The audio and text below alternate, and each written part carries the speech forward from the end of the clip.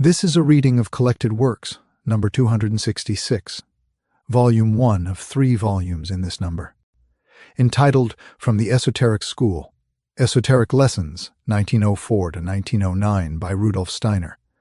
This is part 1, which are lectures entitled Elucidations of the Fundamental Preconditions for Independent Acquisition of Higher Knowledge. Lecture 1 given in Berlin on February 8, 1904.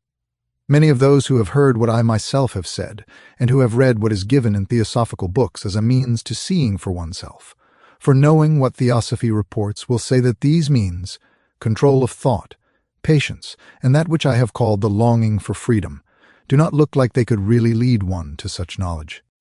Most people form entirely wrong ideas about these things. They think that one must ascend to knowledge of higher worlds through special feats, through a very special spiritual training. Many will say, "How often have I tried to control my thoughts? How often have I tried to apply the means given? I have achieved nothing by doing so. I can believe all that." In my descriptions, I have neither wanted to evoke the conviction that it is particularly difficult to tread the path on which we acquire higher knowledge, nor did I want to evoke the conviction that in the sense many intend, it is especially easy. For fundamentally speaking, neither is correct. Therefore, concerning these things, I would like to express myself now with more precision.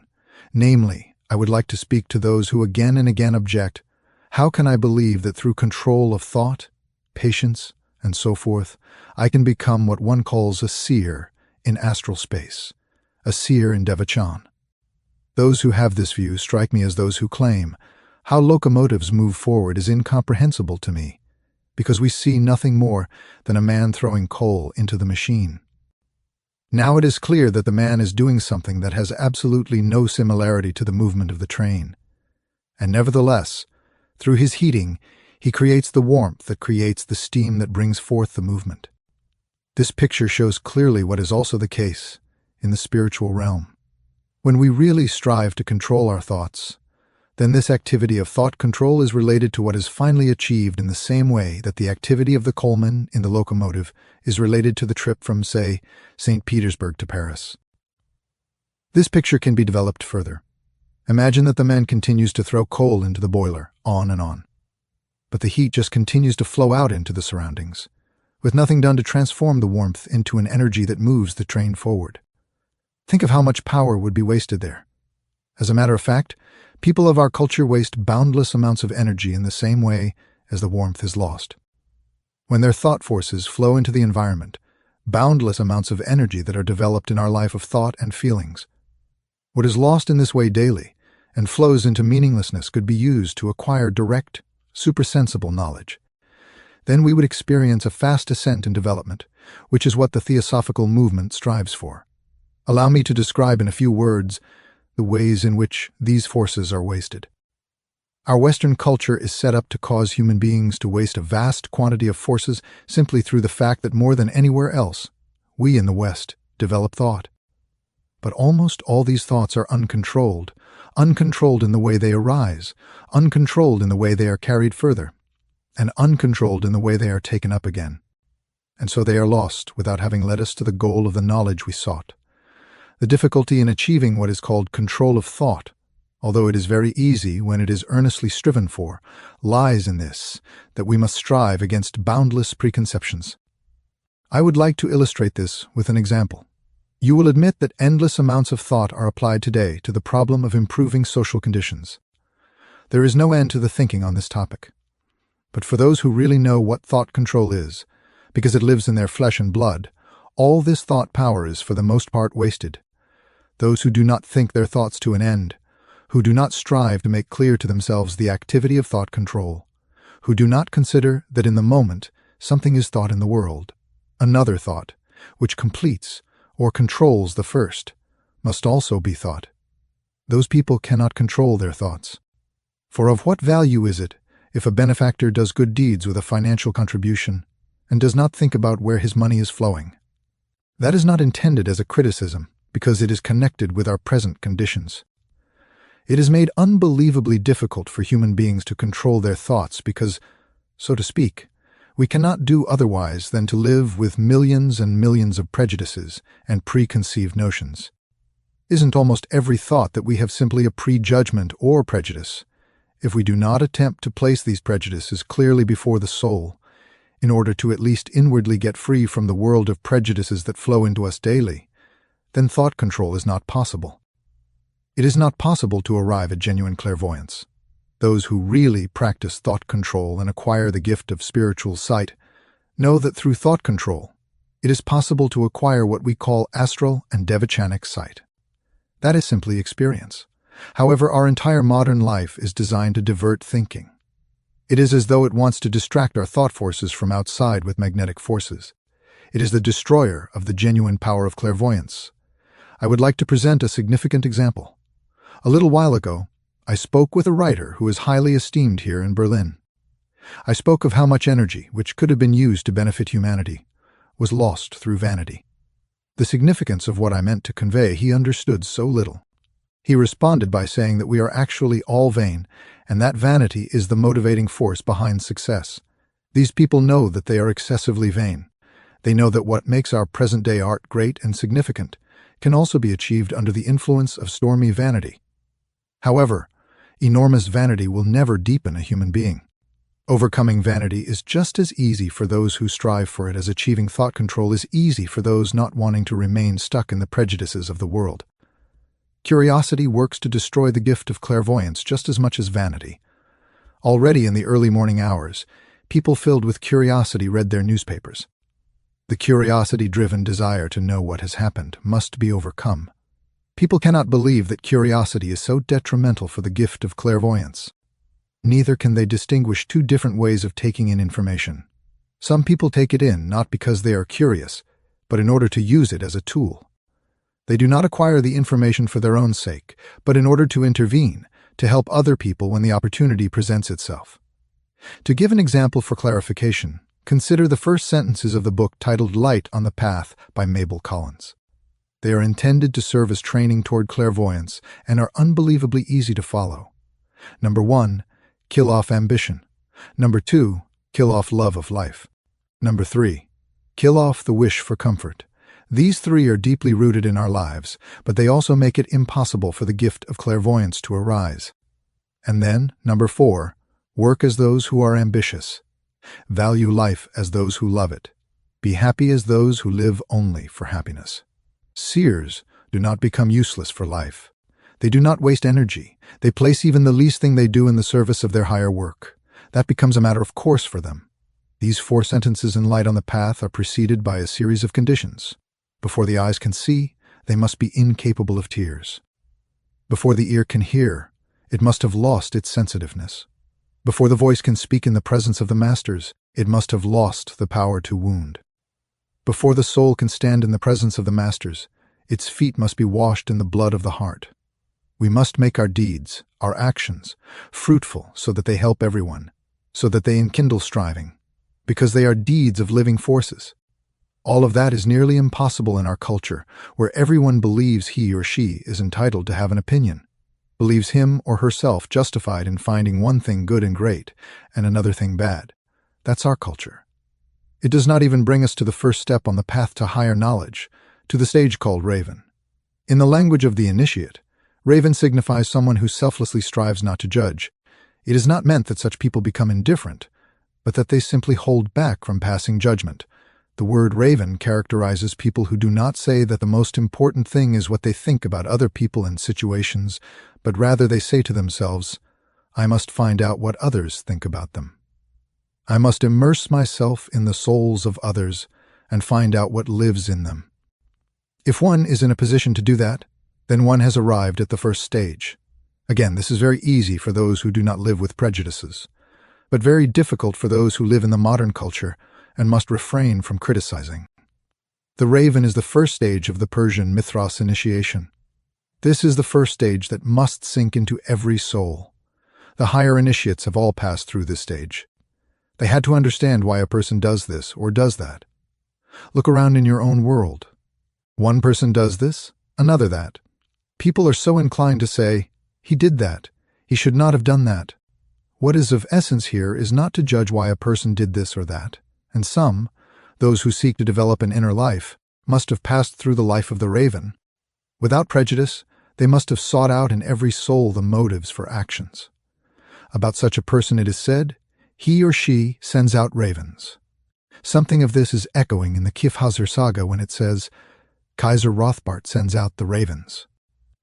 This does not refer to his seeking information about the surrounding world, but to his inquiring concerning the souls of the people, and whether he himself can now intervene in them. One must learn to understand. And in the highest sense, that is what tolerance is.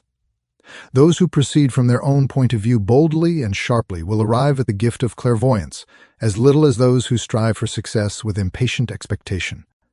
Think of all the striving out of vanity, of all the curiosity, all that flows away like the heat of a steam kettle into space. Countless energy is lost in this way. You must regard this as a fundamental law. The moment you strive to satisfy your curiosity, you are throwing away your spiritual forces. If you were to keep them to yourself, then you would be able to transform them into higher knowledge. If you can manage just one time to not see something that you would really like to see, then you are saving energy, energy that remains with you, that is not lost. The same is true when you tame your impulse to impart information to others. Ordinarily, it works this way. Whenever anything is said anywhere, then it must be told further so that the surrounding world also benefits from it. However, things should not be shared with others for the sake of talking, but rather every word should be used to express only what should be said. When that becomes a basic law, then the gift of higher seeing gradually will be developed. This is the experience of those who see. Those who must always speak even when their words are entirely without significance will not come far. We can save up forces within us only by overcoming the drive to impart information that is without essence or significance. These are the paths that in and of themselves are easy to tread if one wants to tread them. However, very few people follow these paths because they are considered insignificant. Progress does not depend on any special training, but on continual work on our inner life in everyday life. In this way, one ascends. In the schools for initiates, to the second degree, to the stage of the veiled, those who test every single word if it should be spoken this way or that, who have lost the ability to wound through constantly testing their words, who have placed a veil around themselves and as it were speak through the veil, those are the veiled. They are so advanced that they themselves become the creators of their own personalities, who test and control themselves with every movement of the hand, with every word, without anyone noticing any such development. Such a person can progress through the first and second stages. But he or she is not allowed to believe, now I am at the stage where I can penetrate into the souls of other people. Now I can also say something. For those who wish to say something, who want to be a teacher, who want to have authority, must wait until they achieve the third degree of initiation, the stage of the warrior. What is written in light on the path in the second chapter concerning the warriors applies to them. The first chapter is written for everyone. The second chapter is written for those who want to teach their fellow human beings. But in a certain sense, it is written for everyone. For every human being should teach his or her fellow human beings. But only those who observe these rules can hope that their words find response. No theosophical teacher should ever speak a word without observing the fundamental principles. 1. Step to the side in the coming battles. And even if you do battle, do not be the warrior. 2. Be on the lookout for the warrior. Let him do the fighting within you. 3. Await his instruction to battle. Follow it. No one can become a warrior who fights for himself who does not step aside. The greatest enemies of a higher inner development are therefore curiosity, vanity, empty chattiness, where words are spoken in order to be speaking instead of waiting to see if words are necessary, and if others want to listen, and finally, falling to temptation. Even true theosophists and mystics cannot avoid the approach of temptation. They allow it to approach them just as anyone else would, in order to follow the voice within themselves, despite the temptation. As soon as they become teachers, they must step aside. If they were to fall into even the smallest temptation, then their powers would disappear, would flow out of them like warmth from a boiling kettle. However, if they manage to resist even the smallest, most insignificant temptation, then they retain the power within themselves, and it will bear fruit. Thus, from what otherwise would be lost, if we save it up through the indicated exercises, if we accumulate, then we will gradually acquire entirely unnoticed the gift of inner sight. And that is the end of Lecture 1. This is a reading of Collected Works, Volume 266, Part 1 or Volume 1 from the Esoteric School. Esoteric Lessons from 1904 to 1909 by Rudolf Steiner. This is Lecture 2, given in Berlin on February 15, 1904. In Western cultures, spiritual development must begin primarily with the so-called control of thought. Although Western thinking, which is entirely unordered and highly arbitrary, is not at all suitable for developing controlled thought. That is, thinking that follows a strict logical succession. Nevertheless, this is what is necessary as a first step. Here, I would like to return to something that I have already spoken of. We must develop a sensitivity for perceiving illogical, badly controlled trains of thought. Ordinary human beings will experience a kind of pain every time their senses are strongly stimulated, however. Those people are very rare who are sensitive to uncontrolled, inconsistent thinking and experience it as pain. And yet this is a step that everyone must take, and not only with regard to thinking, but also with respect to reading our Western literature. I do not make exception for a large number of books found in our theosophical literature. There you will also find many uncontrolled thoughts. Most people of the present age think in an uncontrolled fashion, and every uncontrolled thought signifies a reconciliation or balancing that has not been carried out, an inability to place oneself in a relationship appropriate to the appearances. It is like a slipping out, and a slipping in the physical world is also a reconciliation or balancing that has not been carried out with the physical world. We must develop within us an intense feeling for good thinking that carries through to the end, so that we feel a kind of physical pain when an improper thought occurs within us or from another person. In ordinary life, it is not possible to control one's thoughts in this fashion. Consider how much you are forced to continually think in an illogical fashion when you are engaged in your professional life. For people think illogically everywhere, in daily life, in businesses, in the higher professions, in natural science, in history. You encounter illogical thinking everywhere, and the most illogical of all you will find in jurisprudence, there where one should be thinking the most logically. Those who want to arrive at higher knowledge and not just hear it from other people who have it must begin to live their lives from within. In order to do this, they must entirely close themselves off from the rest of their lives, at least for very short periods of time during the day, even if it is for only 5 to 10 minutes or only 3 to 4 minutes. They must devote themselves to their own inner life, and to such thoughts that do not originate in our immediate culture, not in our everyday life, but have rather a higher origin, thoughts in which one can place one's trust. This withdrawal, this living and weaving in a world of thought that is strictly ordered, this devotion to such a world of thought, if only for a short period of time, that is what compensates for the distraction and fragmentation caused by external civilization. Then, strengthened with an inner center, we can go through the everyday world. We can lead ourselves through the everyday world through our ability to remove thoughts from our field of inner vision if they do not belong to our ordered life. Do not think that you will always be able to do this. Just remember that when you cross the street, you are not lord of your own thoughts. Those thoughts come from all sides without your being able to do anything about it. Thoughts from the surrounding world are attacking you, affecting your consciousness, and using it to play, so that you are a placing of your consciousness. As long as you lack the power to reel in your thoughts, as if on a string, you cannot expect that the inner world will open itself to you.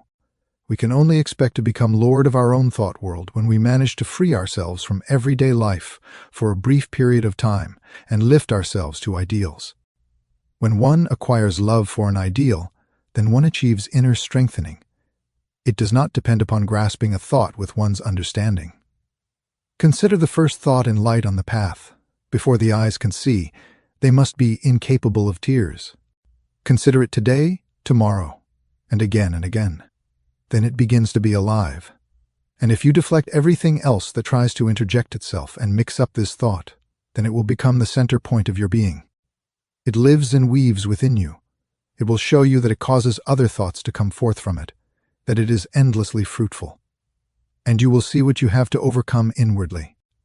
A sensitivity to wrong thoughts must take root within you. It must reach the point that you feel you are being stuck by needles of wrong thoughts. You must also feel this when you are reading books. If you cannot feel pain caused by illogical thinking, then neither can you develop proper thinking. However, you must not only understand proper thinking, you must also love it. You must love a thought as one loves a child. You have seen your child today, yesterday and the day before yesterday, and you still love it. You must do the same with your thought world. When you think that you have understood a thought, you must not push it out of your thoughts, but rather turn to it again and again. When you can do that, then you are equipped with a kind of thought armor. And then the transition stage ceases. The stage when you had to fight off thoughts that were illogical. It ceases when thoughts are facts to you just as much as a chair, a table, and so forth. You become positive. Those who live in the spiritual world know that. They also know that they are always surrounded by thoughts that are powers and forces working upon us. Those who are receptive for it can see how thoughts of hatred, how thoughts of goodwill are sent back and forth between people. They see how thoughts are drawn into people and how they bounce back. There are people who stand before us in a strange way. They stand there as if surrounded by a crystal body, in the middle of which they live. And all inappropriate, unsuitable thoughts bounce off this crystal sheet. Those are people who understand how to lead a meditative life, who understand how to regulate their lives from within. You can test whether your thought control has been successful, but not by simply saying to yourself, "Now I am thinking correctly," but rather by using a barometer that can show you how your thinking is controlled from within. And for those who follow the path of knowledge, that is one's dream life. For those who truly understand these things, one's dream life is valued highly, though not in the same way as by others who are superstitious. For those who understand, it has an entirely different significance than for people who have not yet managed to control their thought life. For most people, dream life is a wild, mixed-up confusion. But that ceases completely after we have devoted ourselves to a meditative life for a period of time. Then our dreams acquire a deep symbolic significance. A barometer for our degree of thought control can be found in the regularity, in the beauty of our dreams. As long as we stagger through external life, our dreams will be a confused reflection of that external life. However, in the moment when we begin to set aside at least brief periods of time in order to become strong and powerful in our resistance against all that assaults us, our dreams take on a symbolic significance. Then, in a controlled way, we must make the effort. What is it presenting to me, this dream that appears in this way? That is also the difference between a higher dream and a lower. It is not the case that a dream equals a dream. The life that a human being unfolds in the sleep condition is totally different for those who are developing their spiritual body than for those who are not. One who has spiritual experience knows this. Those who know nothing other than what their eyes, ears, and tongue tell them. Those who are completely absorbed in the sense world. During sleep, they can experience nothing more than a confused reminiscence of their sense impressions. However, what you achieve in 5 minutes through your spiritual work is something that stimulates the spirit and sets it in motion, something that you take with you everywhere, whether or not your body is with you. Then, when our dreams begin to become regular, and become little dramas with the development and regular actions, then what we call our true inner spiritual life is active. However, this is only the lowest step. What must then be added is this: when you are making room for moments separated from the rest of your life, but you are not allowed to take these moments from your work life, from your professional life, and then use them for inner advancement, then you will notice something that occurs very soon.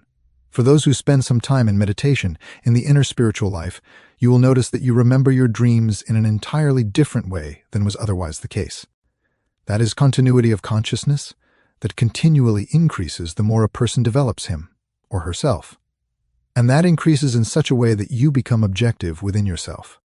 As long as you identify entirely with your body, just as long as it is not the spirit that you have become one with, just as long as you will not be able to develop consciousness when you are out of your body, that is, when you are asleep. Hence, the unconscious condition of the greatest portion of humanity during sleep. Such a continuity of consciousness appears only very slowly, so that you are actually awake in sleep as you are awake in your physical body, and then you carry this wakeful consciousness over into your everyday wakeful consciousness. There you have a way to achieve a kind of barometer for measuring in physical life. The ability to resist the assaults of ordinary life is raised. The body must become a kind of instrument. Then you can observe the body outside of yourself, lying next to you, but you are living in the spirit. When you begin to withdraw from what is connected to your body, in this way you do not become less capable for life. Rather, you become more capable. For those who know the spirit, they are always more capable in life. It all depends on your setting aside part of your day in order to devote yourself to higher thoughts. Those thoughts have nothing to do with everyday self-seeking, ambition, ordinary sensual comforts, and that you let the light of such thoughts shine into everyday life. Thus, we have understood the very first teaching in light on the path. It does not want to lead people to asceticism. It does not want to estrange people from this world. Those who come to asceticism do not correspond to the theosophical ideal. Rather, those who come to the spirit out of their ordinary life. When we read in light on the path, 1. Kill off ambition. 2. Kill off love of life. 3. Kill off the wish for comfort.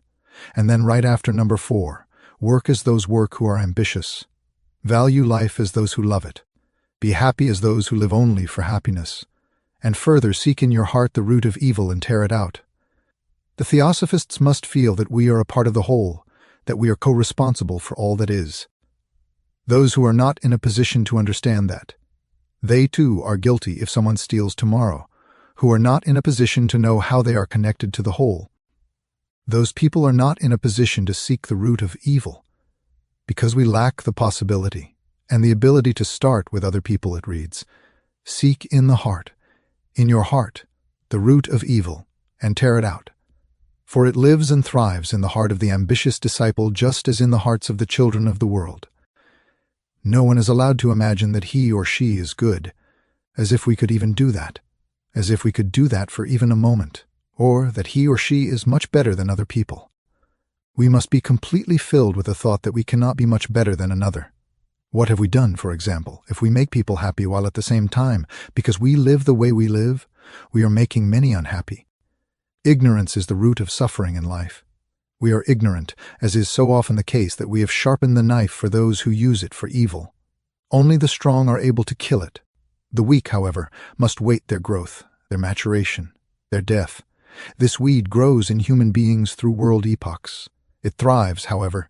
It only blossoms when they have passed through countless lives. Sometimes it only appears in very late incarnations that one who already ascended into the heights has fallen deeply later. It is not seldom that it has happened that those with the deepest knowledge join those who have fallen deepest. Those adventurous souls were indistinguishable from the great ones. Those who want to tread the path of mastery must tear this weed out of their hearts, and then the heart will bleed heavily. One's entire life will appear to have been destroyed. Receive this word almost literally, but in a spiritual sense.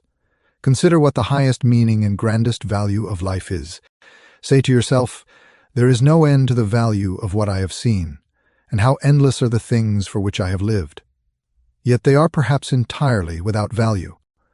I must begin a new life if I no longer wish to live in the manner to which I am accustomed, if I do not want it formed and created by an influence foreign to me, but want to shape and create it through my own inner life.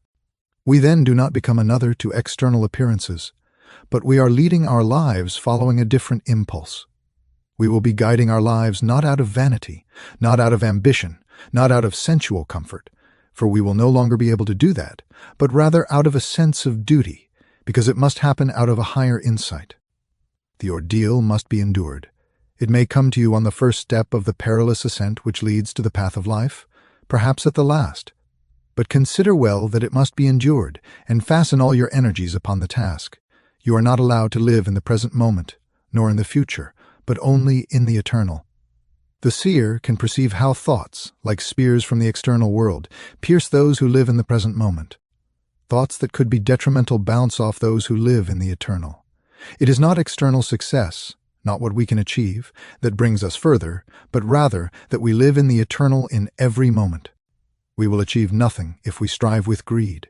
We should not live in the future, but only in the eternal. This giant weed cannot flower there. This blot upon your existence is wiped out by the very breath of eternal thought. Then comes the formation of the astral body. Just as we worked on the mental body through thought control, so too we must work on our astral body by ordering our memory. It must also be controlled, must become an object for testing. That exerts an enormous significant influence on one's entire life. You must discontinue the habit of having egotistical thoughts of regret. When you look back on your actions, what you remember must simply be there for you to learn how to do things better. We must learn from the past and use our memory to make our souls more capable. When we so regulate our memories that we do not look back in an arbitrary way, but rather look back even at what appears to be the least significant things so that they become a school for learning, then we strengthen the backbone of our soul. When we strengthen our memory in this way, then astral vision is formed. This transforms our astral body into an organ of the will that we can then use. We must disaccustom ourselves to tears. We must overcome sympathy and antipathy so that we can bring the proper attitude to images in our memories. When we have become lord over our memory, over our ability to think and form mental pictures, then we have reached our preliminary goal. We recognize that those who do not practice this must constantly feel that they are dependent upon every spiritual draft around them, like a swaying reed that is thrown this way and that by every passing thought. There is no other means of getting into the astral and mental world than to create and form oneself from within. Those who organize their memories, those who, in the evenings, form the cloud-like shape into regular radiant forms, namely the higher parts which proceed from the head and heart, those people will show that they live from within into the outer world. When human beings have come this far, then nothing bad can reach them anymore. In their presence we could send them thoughts of the worst sort, and those thoughts would come right back as if they had not even touched them. In their meditative work, they have built a spiritual covering that surrounds them. The end of Lecture 2. This is a reading of Collected Works, Volume 266, Subsection 1. There's 3 of these in 266, Volume Subsection 1. From the Esoteric School, Esoteric Lessons 1904 to 1909 by Rudolf Steiner. This is Lecture 3, given in Berlin on February 21st, 1904. At the end of the last lecture, I also spoke about how a human being has the possibility of working on the so-called astral body by means of something as intimate as control of memory. Today, I would like to add some things to that. This astral body that surrounds us like a cloud in which our desires, instincts, and passions are expressed is also the bearer of something that constantly lives and works in our spirit. That is our memory. Everything that we characterize as memory is centered in the astral body. The idea that you thought yesterday is still within you today, but it has no chance of remaining within you unless it is embedded in your astral body, unless it stimulates vibrations that remain and today again can call back into existence what you experienced yesterday. Now, it is impossible for a human being to take even one step in developing the astral body unless he or she works on the capacity for memory.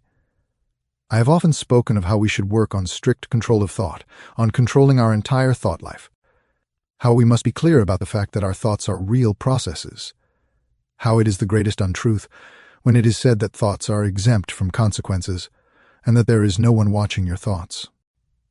Those who really want to develop clairvoyance must work on their memory. We can only do that by not allowing our memory to arise in a confused way beyond the horizon of our consciousness and then disappear again the same way. How then do our memories pass through our consciousness? They come and go. The human being surrenders to them. Human beings are chased by rising and subsiding memories. As long as this is the case, they are also prey to all the incidental influences that are exerted upon the astral body by its surroundings. These can be eliminated only if we daily dedicate a short, even if only a very short, period of time to the cultivation of our memory. But this must not hinder us from faithfully fulfilling our other responsibilities in life. That is the highest fundamental law of theosophy, that no one be held back from the profession they have in life. Thus, even just a few minutes per day for the cultivation of our memory should bring forth wonders in our astral body. What we are to achieve can be stated in a very few words. We must make our life into a school for learning. Life is a school for learning for the fewest number of people. Most people surrender themselves to pleasure and pain. When life passes over them, pain, joy, and comfort pass over. They learn nothing at all from their lives. On the other hand, a theosophist says, "Every day must bring me forward. Every day must be a step of development for me." For this reason, theosophists do not let a day go by without reviewing the most important events of the day, without letting the day's events pass by their spiritual gaze. The best moment for this is the last moment, immediately before going to sleep. If we are still able to fill 2, 3, 4, 5 minutes with the events of the day, to view them in an objective way, then we achieve much for our astral body. During the day we experience pleasure and pain, joy and comfort. Now, theosophists should not in any way become apathetic to life. Rather, they should feel intense compassion an intense antipathy indeed during all of ordinary everyday life. No one should be able to distinguish them from other people. They should be distinguished from the others only during the set-aside 4 or 5 minutes. Then they review the feelings, pleasure and pain, joy and discomfort, not in the usual way, but rather reflect on them as follows. What caused me pleasure and pain? What made me comfortable and uncomfortable? Was this pleasure? Was this pain justified? Couldn't the situation have been different if I had regarded my thoughts somewhat differently? Could I perhaps have brought about the enjoyment and discomfort in a different way? Could I not influence the flow of events? Have I acted as I would always wish to act? Have I acted in such a way that my actions can be brought into harmony with the entire world order? In short, it is a raising up of the daily events of one's life to a higher point of view. If we consider our experiences and feelings during these 4 or 5 minutes, we experience them once again, but not so that we have the same impression, but rather objectively regard them so that we see our seeing, hear our hearing, and become clear about our joy and pain. Become clear as to whether, perhaps, we are not ourselves the cause of our pleasure and pain through our triviality. In short, during these minutes, we should achieve clarity concerning our whole position in the world. Then we have learned something from our experiences. Then we are working on the development of our astral organs. Those who can see on the astral plane can look and see how the astral body of a person changes when he or she is awake and does these exercises for years. And those who do these exercises, the astral body begins to be organized. Earlier, it was chaotic. It was truly mixed up and confused. You can see snake-like lines and grotesque convolutions in the astral bodies of human beings. Now certain forms begin to appear, regular forms, as it begins to be organized. Today, people can usually not yet see this, but the cultivation of the memory is just the path. That can lead us to see this transformation in ourselves and in our fellow human beings. What we have lived through today is the experience we carry with us tomorrow, and this experience is the criterion for our future experiences. This advances our development and organizes our astral body. As insignificant as it may appear, nevertheless, its effectiveness is certain. It contributes to the opening of the astral eye, which then sees into the feelings of others, really sees into the spiritual world.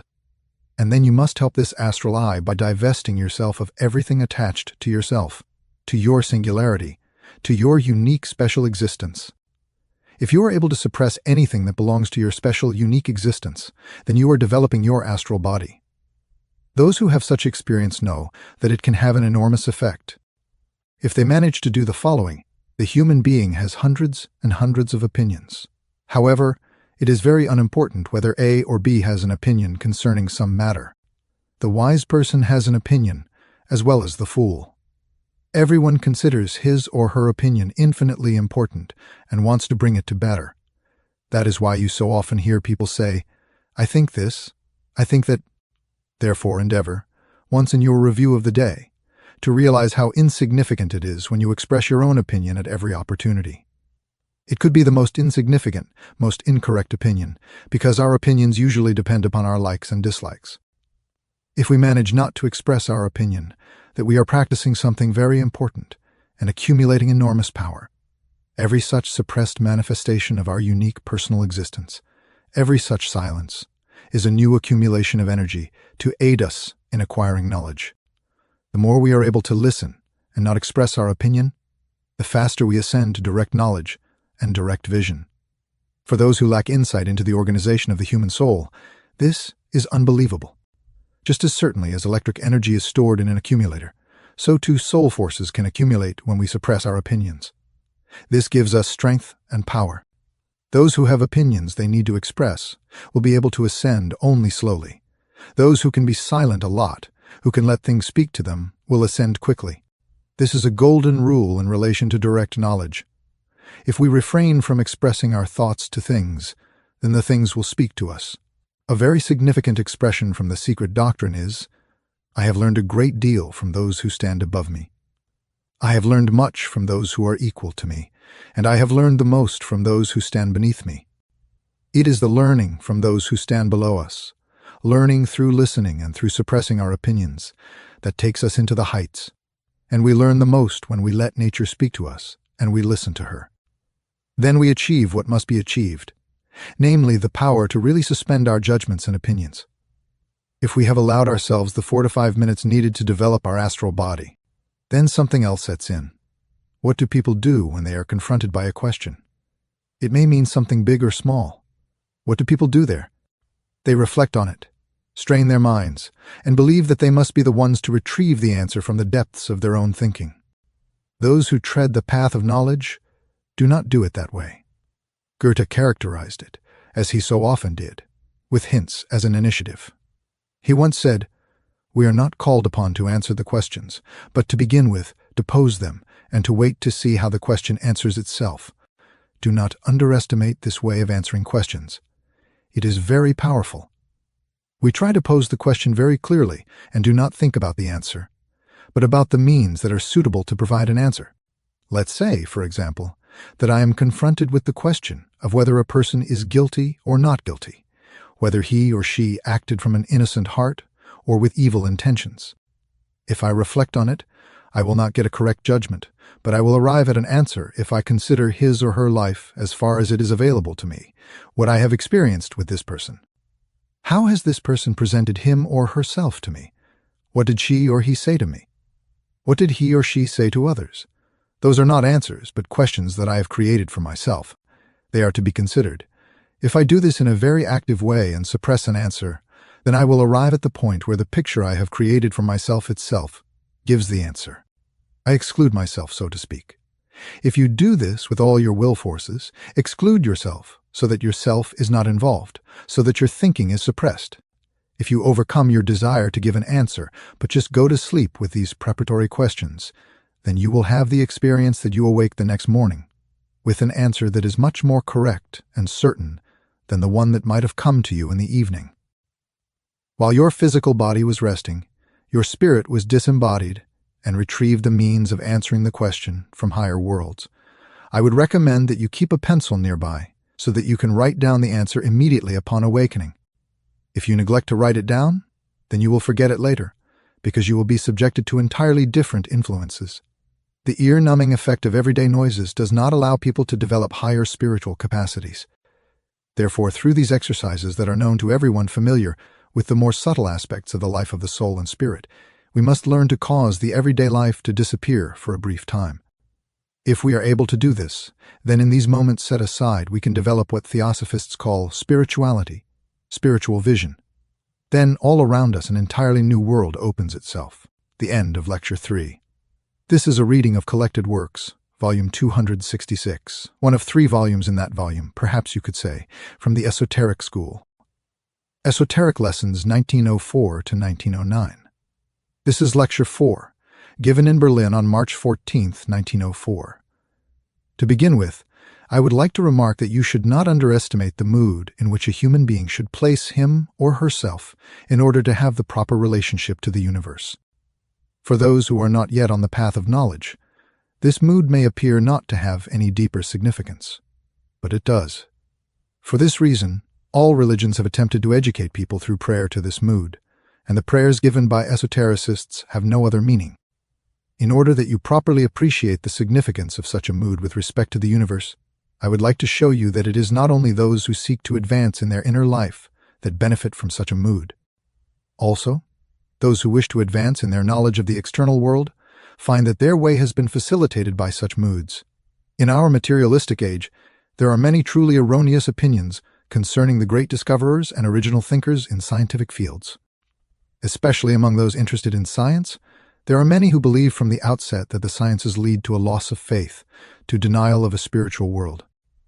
For this reason, today I would like to tell you about the inner soul mood of a great spirit, whose name I will reveal to you only after I have read a few of his statements. For these statements show how he arrived at the great discoveries that have become a real blessing for the modern age. He came to these discoveries because he had an intimate relationship with the spirit that flows through the entire universe. He said, "It is true that the divine call which humans refer to as learning astronomy is itself written in the world. Not, of course, in words and syllables, but in the matter itself by means of the appropriateness of human concepts and understanding to the connections between the heavenly bodies and their states. A hidden destiny drives one person to this, another person to that profession, so that they become convinced that they, as part of the work of creation, are also under the direction of divine providence. Close quote. Steiner again. Another sentence from the same man. It's rather a long quote, I will say. Quote, "As regards that which I prophesied 5 and 20 years ago, finally I say I brought it to light and found it to be truer than I had even hoped. And I discovered among the celestial movements the full nature of harmony in its due measure, together with all its parts unfolded in Book 3, not in that mode wherein I had conceived it in my mind. This is not last in my joy, but in a very different mode, which is also very excellent and very perfect. That took place in this intervening time, wherein the very laborious reconstruction of the movements held me in suspense, an extraordinary augmentation of my desire and incentive for the job, a reading of the harmonies by Ptolemy. There, beyond my expectations and with the greatest wonder, I found approximately the whole third book given over to the same consideration of celestial harmony, 1500 years ago. But indeed, astronomy was far from being of age yet, but both the crudeness of the ancient philosophy and this exact agreement in our meditations down to the last hair, over an interval of 15 centuries, greatly strengthened me in getting on with the job. For what need is there of many men? The very nature of things, in order to reveal herself to mankind, was at work in the different interpreters of different ages and was the finger of God, to use the Hebrew expression. And here, in the minds of two men who had wholly given themselves up to the contemplation of nature, there was the same conception as to the configuration of the world, although neither had been the other's guide in taking this route. But now, since the first light 8 months ago, since broad day 3 months ago, since the sun of my wonderful speculation has shone fully a few days ago, nothing holds me back." Close quote. These words were written by the great astronomer Johannes Kepler, who was the first to explain to human beings how the planets move, the paths of their orbits. From this you can see that true science has nothing to do with unbelief in the spirit, and those who, on the basis of discoveries such as were made by Kepler, Copernicus, Galileo, and others, would want to claim that the world is not flooded with spirit, that a spiritual view of the world has been overcome. Such people would be assuming a strange position, for the harmony of the universe was revealed to those like Kepler who made the great discoveries of natural science out of this devotional mood. To start with, we need to raise ourselves up to the recognition that the personality of the human being is not yet its true self. Rather, this true self, toward which we must strive, is something that must be developed in us more and more through many incarnations. Goethe thinks this too when he says, quote, "Whoever strives with all his power, we are allowed to save. And yes, beside supernal love, the blessed host comes from above to greet him in delight." Close quote. And with the expression grace, Christ meant nothing other than Buddhi, which descends and draws ourself up to itself. Buddhi is grace, and this ongoing striving toward the fields which the theosophist calls the plane, the level of blessedness. The plane of knowledge is what brings us knowledge, and all those who truly know, who have achieved knowledge, who had knowledge are aware of having come from nature to grace, and from there to glory, and that was the prayer of Kepler when he felt the entire significance of his discovery. He was not the arrogant scholar who says, "I have now discovered this." Rather, Kepler's attitude was the mood from which his great discovery was born, and this mood was as follows. Quote, "O, thou who dost by the light of nature promote in us the desire for the light of grace, that by its means thou mayest transport me with thy makings, and in the works of thy hands have I exulted. Behold, now I have completed the work of my profession, having employed as much power of mind as thou didst give me. To the men who are going to read those demonstrations I have made, manifest the glory of thy work, as much of its infinity as the narrows of my intellect could apprehend. If there is anything unworthy of thy designs brought forth by me, or if I have loved my own glory among men, while I am advancing in the work destined for thy glory, be gentle and merciful, and pardon me." Close quote. The human soul is often called an image of the divine being.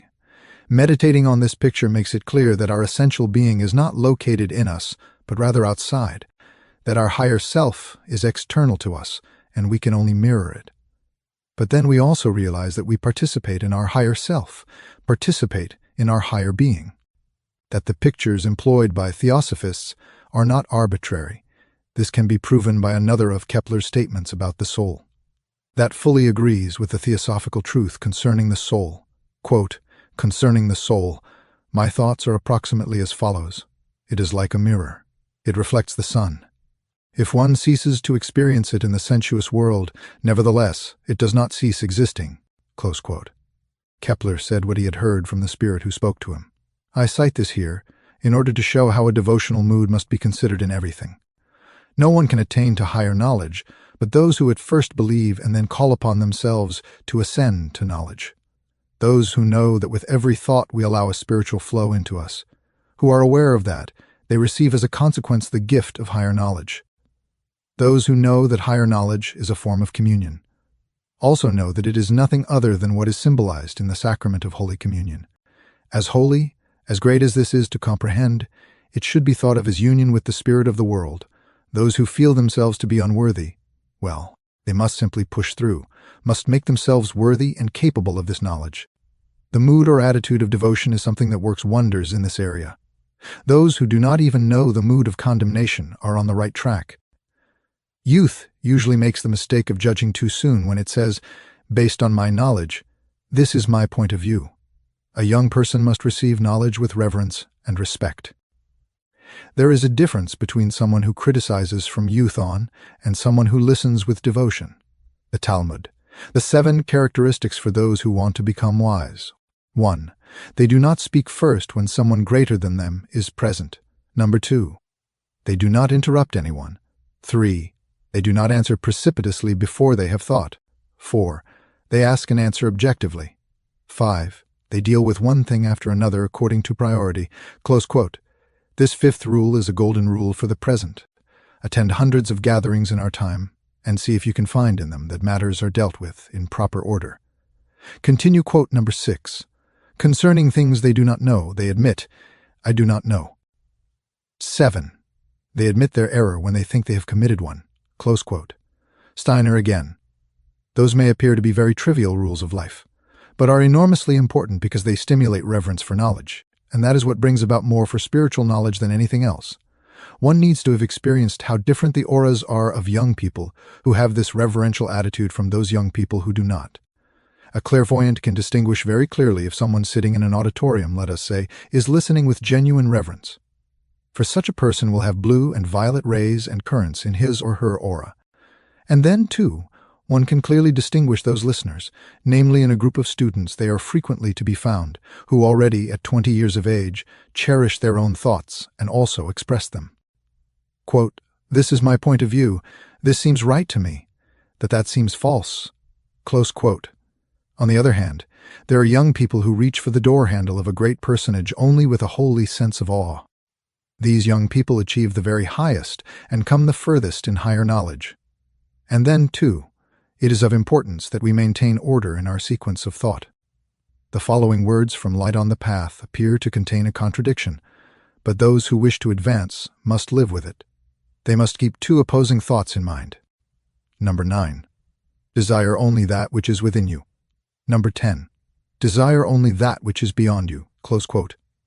You will ask yourself, perhaps, do I need both of these sentences, and to what end? Yes, indeed, we need both of them. And we want to clarify both sentences because control of one's thinking is to be found therein.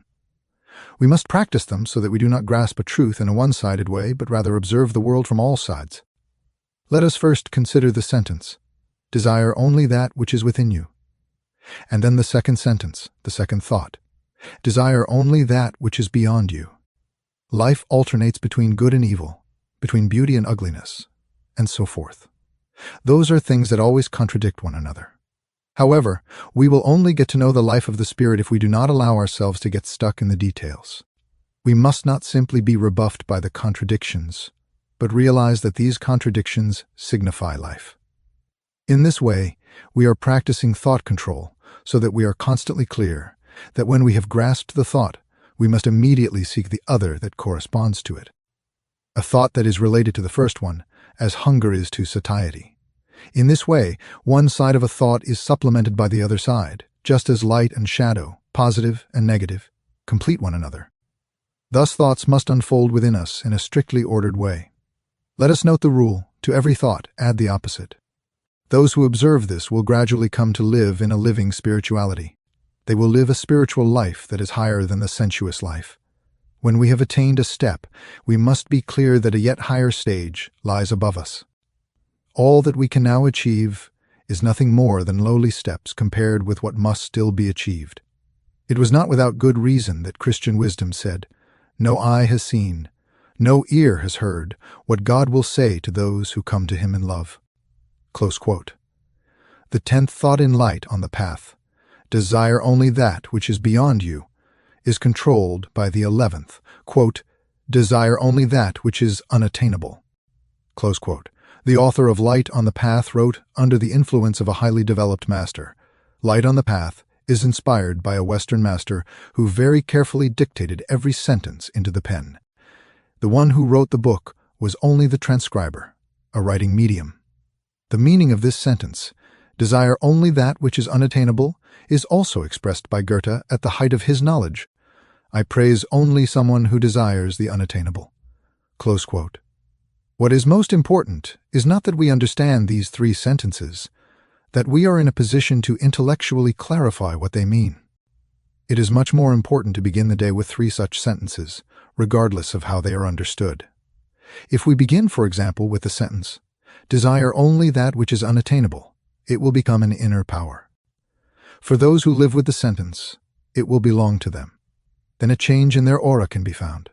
At certain places in their aura, somewhat darker circles will be found. The more a person develops, the more these dark places, which look like wheels, will be transformed. And when we begin to make such sentences our own in solitary reflection, then these wheels begin to turn. These are the wheels spoken of in the writings of the Indians and representatives of ancient religions. These are chakras. And when they begin to rotate, then higher knowledge begins. Number 12, quote, for within you is the light of the world, the only light that illuminates your path. If you are unable to perceive it within you, it is useless to look for it elsewhere. It is beyond you, because when you reach it, you have lost yourself. It is unattainable because it forever recedes. You may enter the light, but you will never touch the flame. Close quote.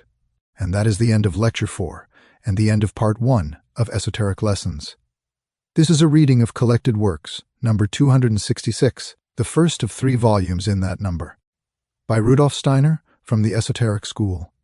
Esoteric Lessons 1904 to 1909. This is the beginning of Part 2, which consists of notes, meditations, and exercises from written notes by Rudolf Steiner. An esoteric lesson given in Berlin on October 4, 1904. Seek the path. Seek the path by going deep within yourself. Seek the path by boldly going out of yourself. Close quote. These 2 sentences only appear to contradict one another. In truth, they express 2 extraordinarily correct facts. Turning inward is namely the first half of a path. To begin with, at the present stage of development, human beings are living in the sense perceptions of the external world. Even when they use their intellect and understanding to process these sense impressions, they still remain outside. If they free themselves from the sense impressions and withdraw into themselves, they still have the power to think. This thinking is then emptied of external contents. That signifies, quote, going deep within your soul, close quote. But precisely because their thinking is emptied, new content can flow to them from within, and this content is of a spiritual nature, just as the previous content was sensuous. But just for this reason, human beings can then step out of themselves. They can step out of the sphere of the lower self into the spiritual external world. Close quote. This is indicated by the sentence, quote, by boldly going out of yourself. Close quote. Now, a mystic combines all 3 sentences with the syllable AMA. The A is, to begin with, the firm grip on the state, or condition in which human beings always find themselves at the present stage of their evolution. The U is a symbol for going deep within yourself, and the M signifies stepping out into the spiritual external world. And that is the end of that esoteric lesson. Another esoteric lesson, the next one, is from Berlin, October 24, 1905. The verse, quote, more radiant than the sun, purer than snow, subtler than the ether is the self, the spirit of my heart. I am this self. This self am I. This verse lifts us up to our higher self every morning. Such verses are not thought up arbitrarily by just any person, but are obtained from the spiritual world. Therefore, they contain much more than is usually believed, and one thinks of these correctly if one assumes that one can never completely fathom their content, although one can always find more within them the more one immerses oneself in them. Therefore, only individual indications can be given from the esoteric school as to how one seeks for their content. A few such indications are given in what follows. Quote, more radiant than the sun. Close quote. We see the objects that surround us only when they are shone upon by the sun. What makes them visible are the sun's rays reflected back from the objects into the eye of the beholder. If there were no light, the objects would not be visible. But through this external light, only the objects in the physical world become visible. For us to see things of a soul and spiritual nature, a light more radiant than the sun must shine upon us. This light does not proceed from any external sun. It comes from the source of light that we enkindle in ourselves when we seek within for our higher eternal self. This higher self has a different origin than our lower self. The latter experiences our everyday surroundings. However, everything that lives in this everyday environment has at some time come into being and will one day pass away. Thus, our experience of it has only a transitory value, and from such transitory experiences and our thoughts about them, our transitory self is built up. All things that become visible because of the sun were at one time not in existence, and someday they will pass away. Even the sun came into existence at a certain time and will one day also pass away. But the soul exists for the very purpose of recognizing the eternal in things. When one day the entire earth will be no more, the souls who inhabited it will still exist. And what these souls have experienced on earth, they will carry with them elsewhere as a memory. It is the same as when a person does a good deed for me. The deed passes away, but what he or she has planted in my soul remains, and the bond of love that has thus united us does not pass away. What we experience is always the source of something that endures within us. We ourselves extract from things that which endures and carry it over into eternity. And when one day human beings are transplanted to a quite different arena of action, they will bring with them what they have gathered here, and their deeds in the new world will be woven out of the memories of the old. For there is no seed that does not bear fruit. If we are united with someone by love, then this love is a seed, and we will experience the fruit all through the future, because we belong together with such a person throughout the future. Thus there lives in us something that is interwoven with a divine power that binds all things together into the eternal fabric of the universe. This something is our higher self, and this is more radiant than the sun. The light of the sun illuminates a person from the outside only. The sun of the soul illuminates a person from within. Therefore, it is more radiant than the sun.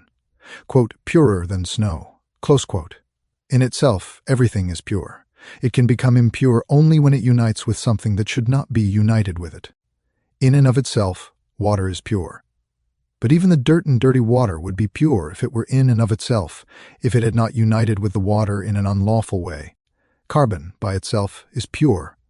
It becomes dirt only if it is wrongfully united with water. Now, when water assumes its own form in a snow crystal, it separates out all that has united wrongly with it. So too does the human soul become pure if it separates out all that is improperly united with it, and the divine, the imperishable, belongs to the soul.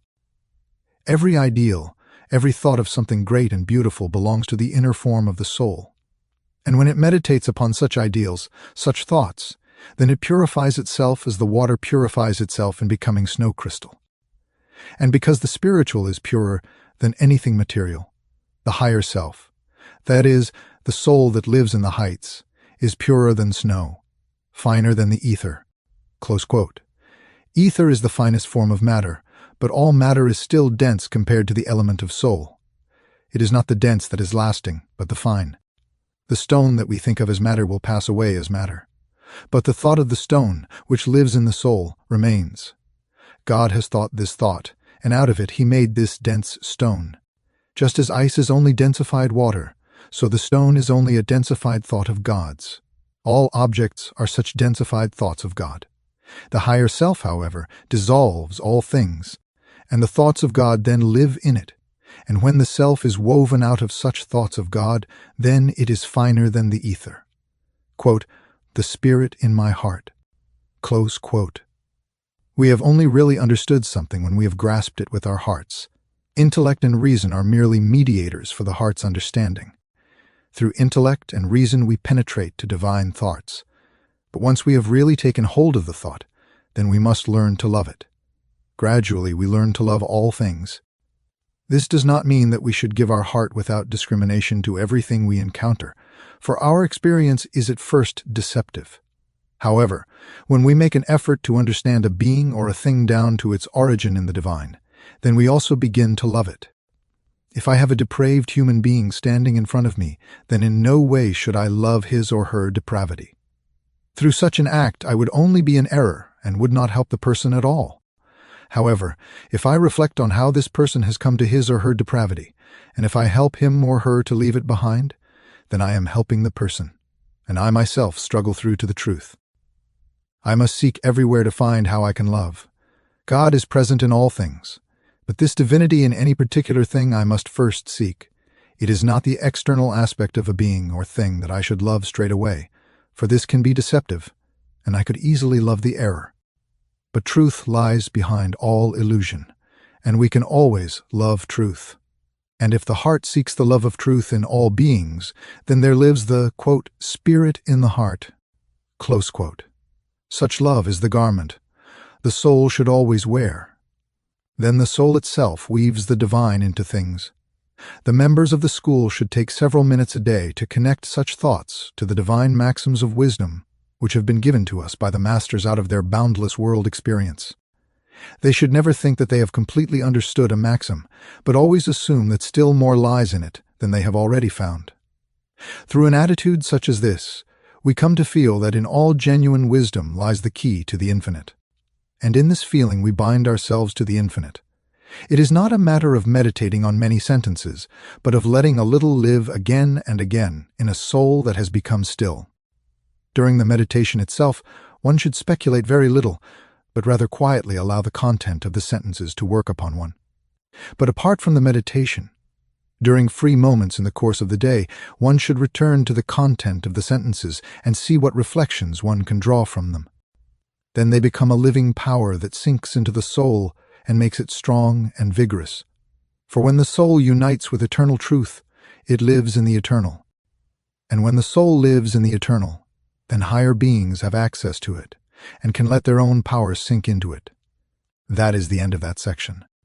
This is a reading of collected works, number 266, the first of 3 volumes in that number, by Rudolf Steiner from the Esoteric School. Esoteric Lessons, 1904 to 1909. This section is entitled Meditations that Express the Time Substance of the Hierarchies. Verses directed to the spirits of the various days, the so-called daily verses, with which, from a certain point in time onward, the esoteric lessons were begun. From a letter from Rudolf Steiner to Michael Bauer, August 4, 1907. 7 verses which are distributed over the 7 days of the week. They are practiced as follows. On Friday, one meditates on the verse for Saturday. On Saturday, the verse for Sunday, etc. You can do this several times during the day and spend 20 to 30 minutes trying to plumb the depths of such a verse. Through this, you will make much progress. First meditation, Friday evening for Saturday. Saturn, great all-encompassing spirit, you who filled infinite space when nothing of my bodily members was yet present. You were. I lift up my soul to you. I was in you. I was a part of your power. You sent forth your powers, and in the first beginnings of the earth, my body's original form was mirrored. I myself was in the forces you sent out. You were. The archetype of myself gazed at you. It gazed on me myself. I, who was a part of you. You were. The end of the Friday evening for Saturday meditation. The Saturday evening for Sunday meditation. Sun, great all-encompassing spirit. From your life many archetypes came forth long ago when my life forces were not yet present. You were. I lift up my soul to you. I was in you. I was a part of your forces. You united yourself with the earth's very beginning, with the life sun, and gave me the power of life. I myself was in your radiant forces of life. You were. My power of life radiated in your powers of life into space. My body began its becoming within time. You were. The end of the meditation, Saturday evening for Sunday, meditation for Sunday evening, for Monday, moon. Great all-encompassing spirit, in your forms of life shone forth sensation when my sensation was not yet present. You were. I lift up my soul to you. I was in you. I was a part of your sensations. You united yourself with the earth's beginning, and in my body began the shining forth of my own sensation. In your feelings I felt myself. You were. My feelings felt your being in themselves. My soul began to be within itself because you were in me. You were. The end of the Sunday evening for Monday meditation. The meditation, Monday for Tuesday Mars, great all-encompassing spirit. Knowledge lived in your sensations when knowledge was not yet given to me. You were. I lift up my soul to you. I drew into my body. In my sensations I lived unto myself. You were in the life sun.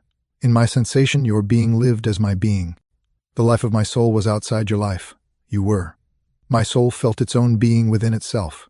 Longing arose in it, longing for you, out of whom it came. You were.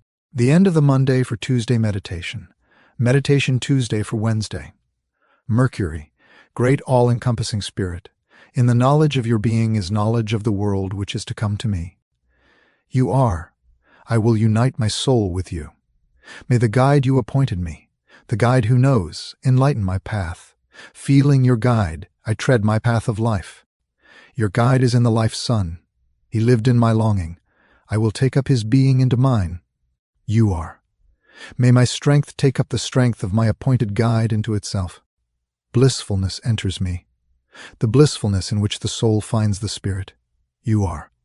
That's the end of the meditation, Tuesday for Wednesday. Meditation Wednesday for Thursday.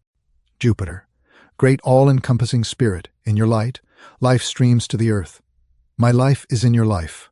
You are. My soul works in your soul. I go my way with your appointed guide. I live with him. His being is the forming image of my own being. You are.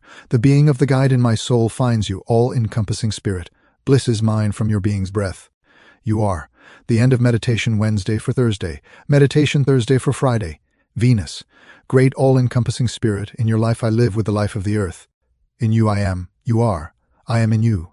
The guide has brought me to you. I live in you. Your spirit is the forming image of my own being. You are. Spirit has found the all-encompassing spirit. Blissfulness of God moves on to creation of new worlds. You are. I am. You are. The end of meditation, Thursday for Friday. Meditation every day after the preceding meditations. Great all-encompassing spirit, may my eye lift itself from below to above. May it divine you in the all-encompassing. May the spirit of my being be illuminated with the light of your messengers. May the soul of my being be enkindled by the fiery flames of your servers. The will of I take hold of the power of your creating word. You are. May your light stream into my spirit. May your life warm my soul. May your being permeate my willing so that I achieve understanding for the shining of your light, for the warmth-filled love of your life, for the creative word of your being. You are. Next is the meditation. Quote, in the spirit lay the seed of my body. Close quote. The meditative verse with which the esoteric lessons were ended from a certain point in time onward. 4 handwritten manuscripts and the words as they were passed on by a participant and also based on earlier publications. This is the version passed on by a participant, which is known to be based on earlier publications.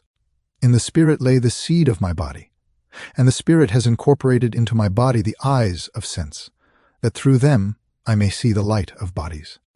And the spirit has imprinted into my body thinking and sensation and feeling and will, that through them I may perceive bodies and act upon them.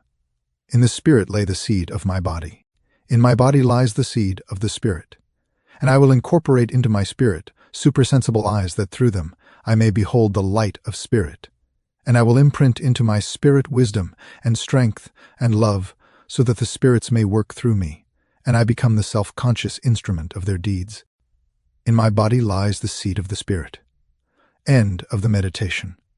This is a reading of collected works, number 266, volume 1 of 3 by Rudolf Steiner, entitled From the Esoteric School, Esoteric Lessons, 1904 to 1909.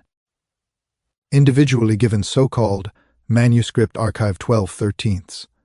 I ask you to observe the following for the first week. Number 1. A morning meditation that consists of the following. Lift up your soul to your higher self. It is less important that you instruct yourself in any theoretical way concerning your higher self.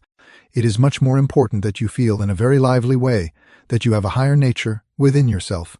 Imagine that your usual self surrounds this higher self as a sheath, that this higher nature is present within the lower self as its seed. If you have centered yourself in such a feeling, then speak to your higher self in a prayerful way the following words, not out loud, but in thought. More radiant than the sun, purer than snow. Finer than the ether is the self, the spirit in my heart. This self I am this self. While you hold this very exactly in your mind, no other thoughts should be allowed to mix in. You should only feel the gaze of your soul directed toward your higher self. You will gradually feel a wonderful strengthening coming from the words of the sentences above. You feel yourself as if lifted out of yourself. Gradually the condition will arise as if the soul received wings. This is the beginning, upon which more will be built later. Number 2. You should immerse yourself entirely in the first sentence of light on the path. Before the eyes can see, they must be incapable of tears. Allow no other thought entrance to your soul. You should be completely absorbed in this thought. The meaning must occur like a flash of lightning to everyone individually. That will certainly happen one day if you have patience. Total quiet must rule in the soul for several minutes. The soul must be as if blind and deaf toward all external sense impressions and all images from memories. Again, 2 to 3 minutes. Number 3. Then follows intense devotion to what you revere as the highest divine being. In doing this, what matters is your mood of soul. Fervid looking up to and longing for union with this divine being. Section 2. In the evening before sleeping, you are to conduct a brief retrospection of what you experienced during the day. What matters is not completeness, but that we stand over and against ourselves judgmentally, as if we were another person. We should learn from ourselves. Life should increasingly become a lesson. We begin remembering what happened in the evening and then move forward toward morning. Gradually, you will notice that your dream life assumes irregularity. At first, the spiritual world flows into this dream life. Meditation is the occult key to it. You should acquire a little book and, in the morning very briefly, with just a few words, write down characteristic dreams.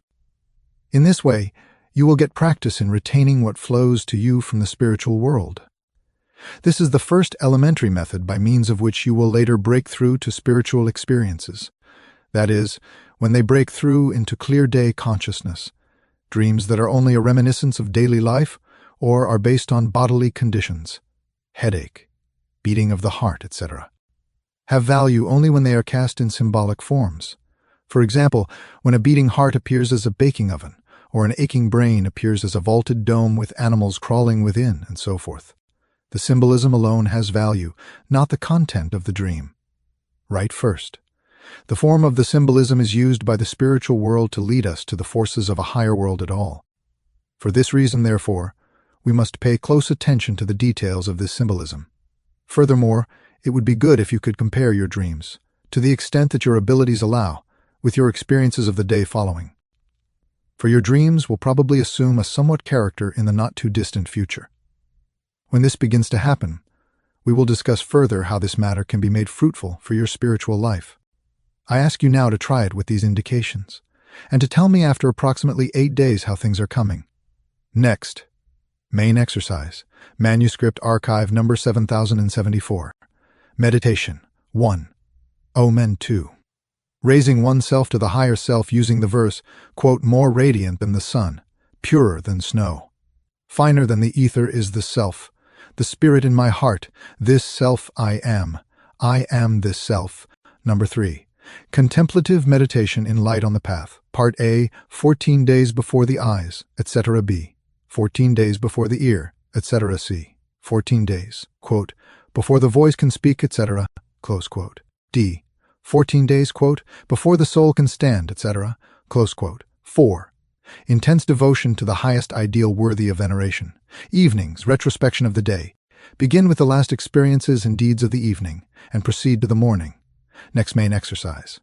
Manuscript archive number 4, 401 seconds. In the morning after awakening, when no other impressions have yet passed through the soul, one directs one's attention away from all sense impressions, from all memories of daily life.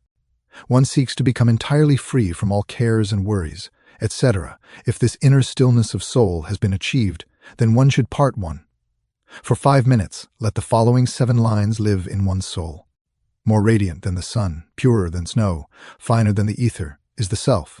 The spirit in my heart, this self I am this self. Part 2 in the second 5 minutes, There follows number 1. Concentration on the point between and somewhat behind the eyebrows while meditating on I am. Number 2. Concentration on the inside of the larynx while meditating on it thinks. Number 3. Concentration on both arms and hands while meditating on she feels. In doing this, the hands can be folded or the right hand can be laid over the left. After a while, one feels how the hands want to separate through their own power. Yet under no circumstances must one ever bring this about through self-delusion. Number 4. Concentration on the entire surface of the body while meditating on he wills. Number 5. Concentration on the pit of the stomach while meditating on divine life. Section 3. After all that follows, a 5-minute devotional immersion of one's own ideal of the divine. In the evening, as before, retrospection of the day. End. Main exercise. Manuscript archive number 6915 to 6918. The following is to be added to the previous exercise, which I ask you to retain until you hear more from me. It should come directly at the place where he wills streams over the entire surface of the body. From the surface of the body, streams or rays are to be created and drawn toward the heart at the center point. All of this is to be done slowly and with a still calmness of consciousness. During this process, meditate upon the thought, quote, seek the path, close quote. Then I ask you to rest quietly with all your feeling in your heart while meditating upon, quote, seek the path in inner deepening. Then the stream is to be directed back again to the surface of the body while meditating upon, quote, seek the path in which you boldly step out of yourself. Close quote. A time will soon come when you will perceive the indicated streaming or rays as a real stream of warmth. These exercises prepare the connection of your own personality, microcosmos, to the greater world and its secrets, macrocosmos. Just as the exercises already given are to prepare the awakening of your own individuality. In the future, the human being will live in a much more intimate connection with the lawfulness of the world than at present, and the esoteric pupil anticipates this intimacy in future development. The head, with its brain, is only a transitional organ. In the evolution of human knowing, the organ that will actually be able to see deeply and powerfully into the world has its rudimentary seed in the present-day heart. But please note, in order to become an organ of perception, the heart must still be transformed in manifold ways. But this heart is the source and fount of future stages of humanity. When the heart is the organ of knowledge, knowledge will be warm and intimate as only feelings of love and compassion are today. But these feelings will have to struggle out of the darkness and obtuseness, in which they are only groping about today, into bright clarity which only the subtlest logical thoughts of the head possess today. The true pupil is preparing him or herself for such things. And his preparation is only proper when pupils are preparing themselves with the indicated attitude in their souls. This attitude is the mother of the perspective that they need. I ask you, please, to bear firmly in mind that we only attain what we should attain in our meditation and concentration exercises if we perform them permeated by our great sublime goals, in bright, full clarity. I ask you continually to regard and undertake the exercises in this way. Thus you place yourself in the community of spirits who, out of their incarnations in the present time, are to become the seers and helpers of the future. For the future development of the world, there is nothing better that we can do than to develop ourselves further. However, we must do this, and we will not for a moment doubt that we must do it. As soon as we have recognized the truth concerning our own being and the connection of this being with the world, however, this knowledge can be acquired only gradually. It is a child of the will and patience. Please attempt to bring together the content of the various lessons this winter and the 4 first sentences of Tidal Light on the Path, and then, without compulsion, write down your thoughts about them. You will find that these 4 sentences, number 1, before the eyes, number 2, before the ear, number 3, before the voice can speak, number 4, before the soul can stand, contain an unlimited amount, and that the most important theosophical teachings about the world and self-knowledge will gradually appear before your soul intuitively when you live entirely within these sentences. These sentences are not mere sentences, but powers that awaken truth, strength, and life when you devote yourselves to them. Please write to me regularly every 4 weeks or so. And if something special happens in your spiritual life, as often as you want, Concerning progress, new ideas 1. Send me anything you may have written. My response is, you will then accordingly pass on. Peace. Main exercise manuscript archive number 3052 mornings. Calm. And this is for 5 minutes. In pure rays of light shines the divinity of the world. In the pure love of all beings, raise the godliness of my soul. I rest in the divinity of the world. I will find myself in the divinity of the world, growing plants, withering plants, and also for 5 minutes, growing plants for 5 minutes, withering plants, intense devotion to one's own ideal of the divine. Evenings, intense devotion, retrospection of the previous day's experiences in pictures, from the present, backward, to the day's beginning. Auxiliary exercise number 1, concentration of thought. Number 2, initiatives in action. Number 3, composure in pleasure and suffering. Number 4, positivity. Parenthesis, Legend of Christ, close parenthesis. Number 5, freedom from bias, church tower. Number 6, repetition of the 5 exercises. And that is the end of part 2. This is a reading of Collected Works number 266, the first of 3 volumes, by Rudolf Steiner, entitled From the Esoteric School, Esoteric Lessons, 1904 to 1909. I am beginning part 3, Notes of Esoteric Lessons. These are written from memory by the participants. I will be reading these in slightly different structures. The first years, 04 and 05, are very short, so I'm going to put all that together into one file, this one file right now. And then 06, I believe, and 07, and then depending on how large they get, I will break them up. But some of the lessons are so short that using them as single files is not conducive. Here's a little preface before we go. From May 1904 on, Steiner officially took over the institution and the creation of a German section of the Esoteric School of Theosophy of the Theosophical Society in London. The German theosophists who sought an esoteric training were attached to the school in London. For more information on this, see title from the history and contents of the first section of the Esoteric School, 1904 to 1914, Collected Works, volume 264. For reasons of continuity, Steiner began with references to Indian esotericism because it was taught at the London school.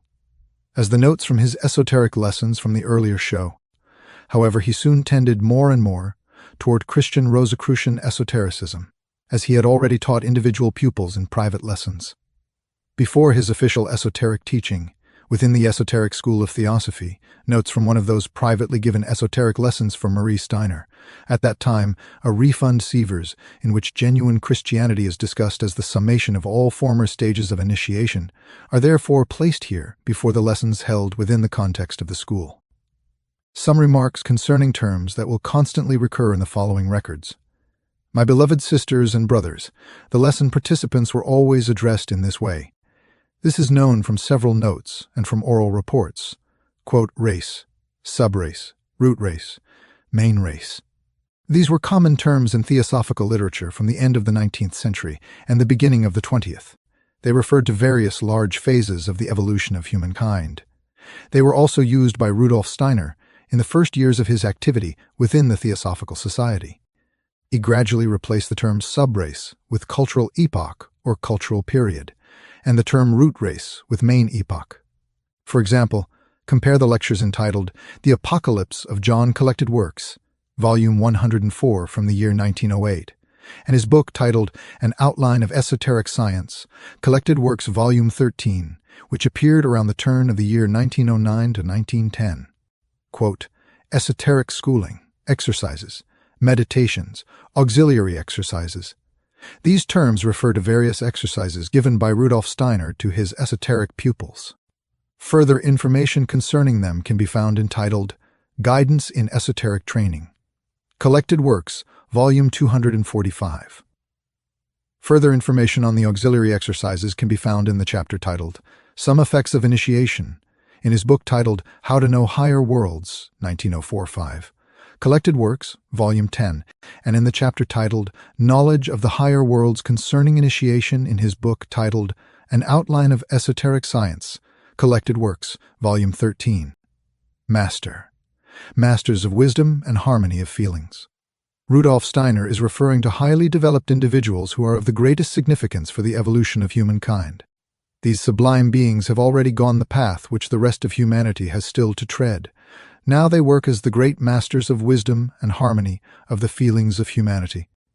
From a letter of January 2, 1905, printed entitled The History and Contents of the First Section of the Esoteric School, 1904 to 1914, Collected Works, Volume 264.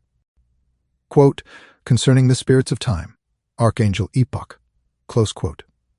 In Rudolf Steiner's lectures, there are repeated references to the 7 archangels and their epochs of regency over history. The first mention is in the Esoteric Lessons.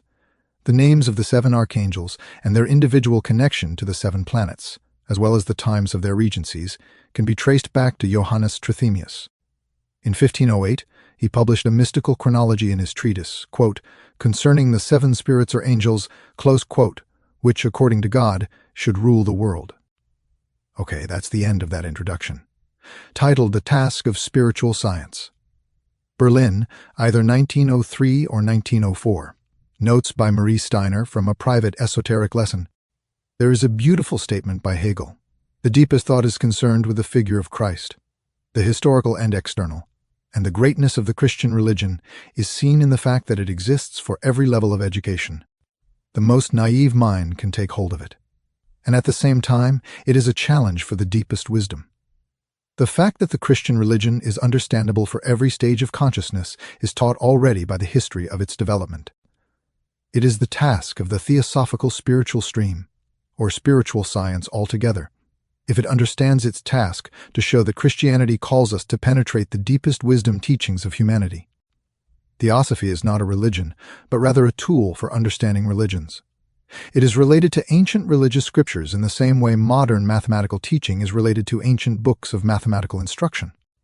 One can understand mathematics with one's own mental powers, understand the laws of space without regard to the old book. But when one has understood them, has absorbed the teachings of geometry, one will value the ancient books even more, the books that first brought these laws to the human mind. It is the same way with theosophy. Its sources are not in ancient documents, are not based on tradition. Its sources are in the real spiritual world. That is where one has to find them and grasp them by developing one's own spiritual powers, just as one grasps mathematics, by seeking to develop the powers of one's intellect. Our intellect, which serves us in understanding the laws of the sense world, is supported by one organ, the brain. To grasp the laws of spiritual worlds, we likewise need corresponding organs. How have our physical organs developed? External forces have worked on them, the forces of the sun, the forces of sound. Thus arose the eye. Thus arose the ear, from neutral, dull, insensitive organs which at first did not permit penetration of the sense world and opened only slowly. So too will our spiritual organs open when the right forces work on them. What are the forces that are currently attacking our spiritual organs, which are still dull and insensitive? There are the forces during the day that penetrate the astral body of the modern human being, forces that work against our development, that even kill the organs we had earlier when clear day consciousness was not yet possible. In earlier ages, human beings perceived astral impressions directly. The world surrounding spoke to them through pictures, through the forms of expression of the astral world.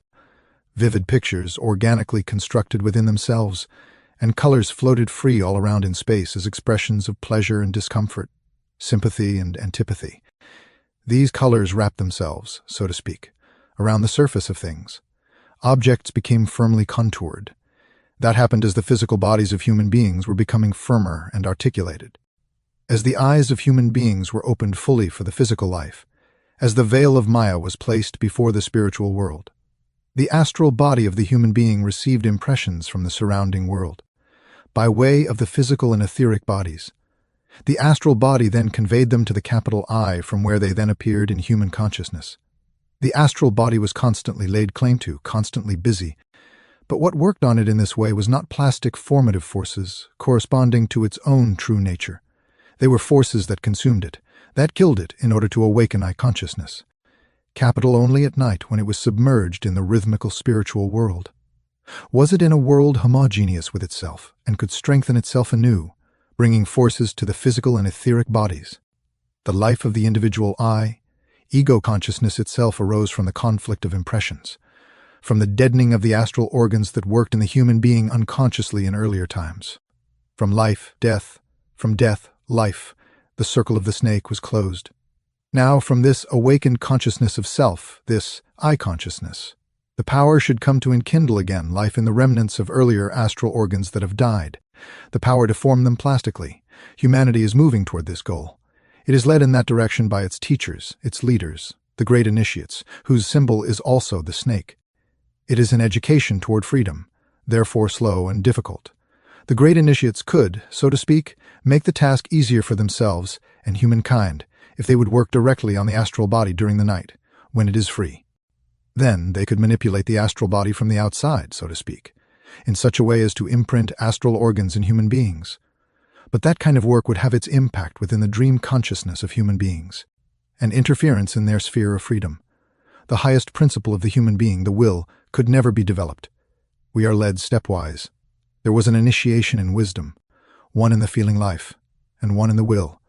Genuine Christianity is the combination of all stages of initiation. Initiation in ancient times was a prophetic proclamation, a preparation. Slowly and gradually the new human being was emancipated from his or her initiate or guru. Initiation took place at first in full trance consciousness, but equipped with the means of imprinting the physical body, a memory of what happened outside the body. Hence the need to loosen also the etheric body, the bearer of memory, together with the astral. Both were submerged in the ocean of wisdom, in Mahadeva, in the light of Osiris. This initiation took place in complete secrecy, in total seclusion. The human being was as if dead to external life. The delicate seeds were cultivated away from the blinding light of day. Then initiation stepped forward out of the darkness of the mysteries into the brightest light of day. It did so in a great, powerful personality, the bearer of the highest unifying principle of the word that expresses the hidden Father, that is, his manifestation, which by taking on human form could therefore become the Son of Man and a representative for all humankind. It did so in the unifying bond of all eyes, capital, in Christ, in the life spirit, in the eternally uniting, occurred historically at the same time symbolically. The initiation of all humankind at the soul level, the feeling level. This event was of such might and power that it could continue working in every individual who followed him into the physical body, even unto an appearance of the marks of the wound, even unto the most penetrating pain. The profoundest depths of feeling were stirred. An intensity of feeling arose such as had never before flooded the world with such mighty waves. In the initiation on the cross, divine love brought about the sacrifice of the eye for all human beings. Of the physical expression of the eye blood, flowed in love for humankind, and worked in such a fashion that thousands thronged to this initiation, to this death, and let their blood flow in love. In enthusiasm for humanity, it has never been emphasized enough how much blood flowed in this way. People are no longer even aware of it, not even in theosophical circles. Nevertheless, the waves of enthusiasm that streamed out in this flowing blood have accomplished their task. They have become powerful impulse bearers. They have made people right for the initiation of the will. And this is the legacy of Christ. End of that esoteric lesson. The next esoteric lesson is from Berlin, July 9, 1904. This is from stenographic notes by Franz Seeler. First a prayer spoken by Dr. Steiner.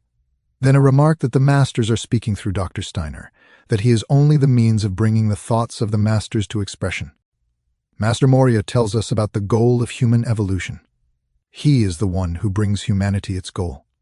Master Kutumi is the one who shows us the way to these goals. Portrayal of the lower I and the higher I. There is a lower I in every human being, which is to be overcome.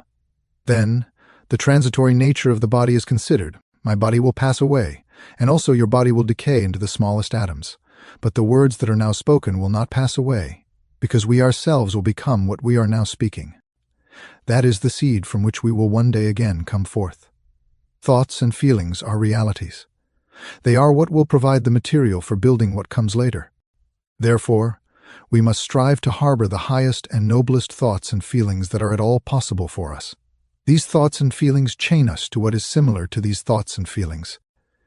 Here we create thousands and thousands of connections. There are 4 degrees, parts, or paths of development. There are also 7 senses, 5 senses as we know them from physical life, and 2 senses that have yet to be developed. 10 centers of force in the human being, 1 prana in the breast, 2 apan, in the region of the organs of secretion, 3 Saman. In the navel for Udan. In the middle of the throat 5. Yu. Permeates the entire body 6. In the eyes 7. In the stomach calls forth hunger 8. Causes vomiting 9. Diva data causes yawning number 10. That which does not leave the body, not even after death. Prana corresponds to the 8-petal lotus flower. Udan corresponds to the 16-petal lotus flower.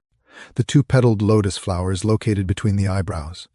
Concerning dying, it was said, just as one must learn to die, so too one must learn to let one's feelings die out. But the serious thing that is to be learned is to stand.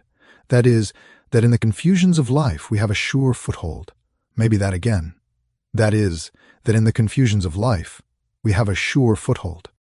That we no longer know anxiety and fear, but rather calmly and firmly look every event in the eye that may come to us, no matter what it may be. There are then 4 stages that we have to ascend. First, we are to seek out the I, the kernel within us. Then we will also recognize the not I. We must seek out this middle point within us. For this middle point lies in every individual being. The middle point is everywhere. Periphery is everywhere. You can think of yourself transported to the outer limits. You can find the middle point everywhere. The earth rotates around the sun. The sun rotates with the earth through the greater universe. And next to them, an unlimited number of other heavenly bodies are rotating. Every individual being creates a middle point. There are no human beings like us living on those heavenly bodies. There are indeed also beings on them, but no human beings. Human beings have no connection with them. There is no relationship present. You can only achieve this relationship if you inwardly raise yourself up to a level where all those beings have their common foundation. The second is to make your astral body lively, that is, to feel yourself as an I in the astral sea. The third is to overcome the astral sea and achieve deep tranquility. The fourth is to perceive the voice in the stillness. That is where the master calls as if from without. That is you. The best picture for this development is the following. If you have found your I, then think yourself, carry it out unto the great world sea. Nothing can be seen on the surface of the water. As far as the eye can see, nothing but water and sky. The ends of the sea are borders, by the horizon. On this surface, we imagine ourselves as a wave in the moving water, as a single wave among the many waves. When we truly feel ourselves as one with the waves, then we must calm the waves of the sea. Profound calmness must prevail. There is nothing to be heard, nothing to be seen. The water we are immersed in is completely calm. No movement of any kind is present. In this perfect calmness, in this perfect seclusion, the voice of the Master can sound. It can no longer be deadened by the noise of everyday life. After this, we practice the exercise. We all practice this picture. When we all put ourselves in the thought of the I capital, then in the waves of the sea, and then in the deep calmness of the sea. That is the end of that esoteric lesson. This is Esoteric Lesson from Berlin, July 14th, 1904. Stenographic notes from Franz Seiler. Number 1. The Mahatma's masters have something to say to us today. Number 2. The 3 duties of the esoteric pupil are named. Overcome pride and vanity, live theosophy practically, represent theosophy to the world. Bracket points 3 through 6 are listed as points in the notes but without text. Close bracket. Number 7. Now Master Moria will speak. Number 8. The masters can be seen by us as ideals. They have attained what we must still attain to. Therefore, we can ask them about our further development. 9. In us lie the powers seed-like, that have grown to full blossom in the masters. Number 10. In order to understand development, the development of plants to animals to the human being can be studied. Number 11. As a symbol for the development of the plant, the following symbol was shown to us. An upside-down capital T. Number 12. As a symbol for the development of the animal, a regular-looking capital T13. As a symbol for the development of the human being is a cross.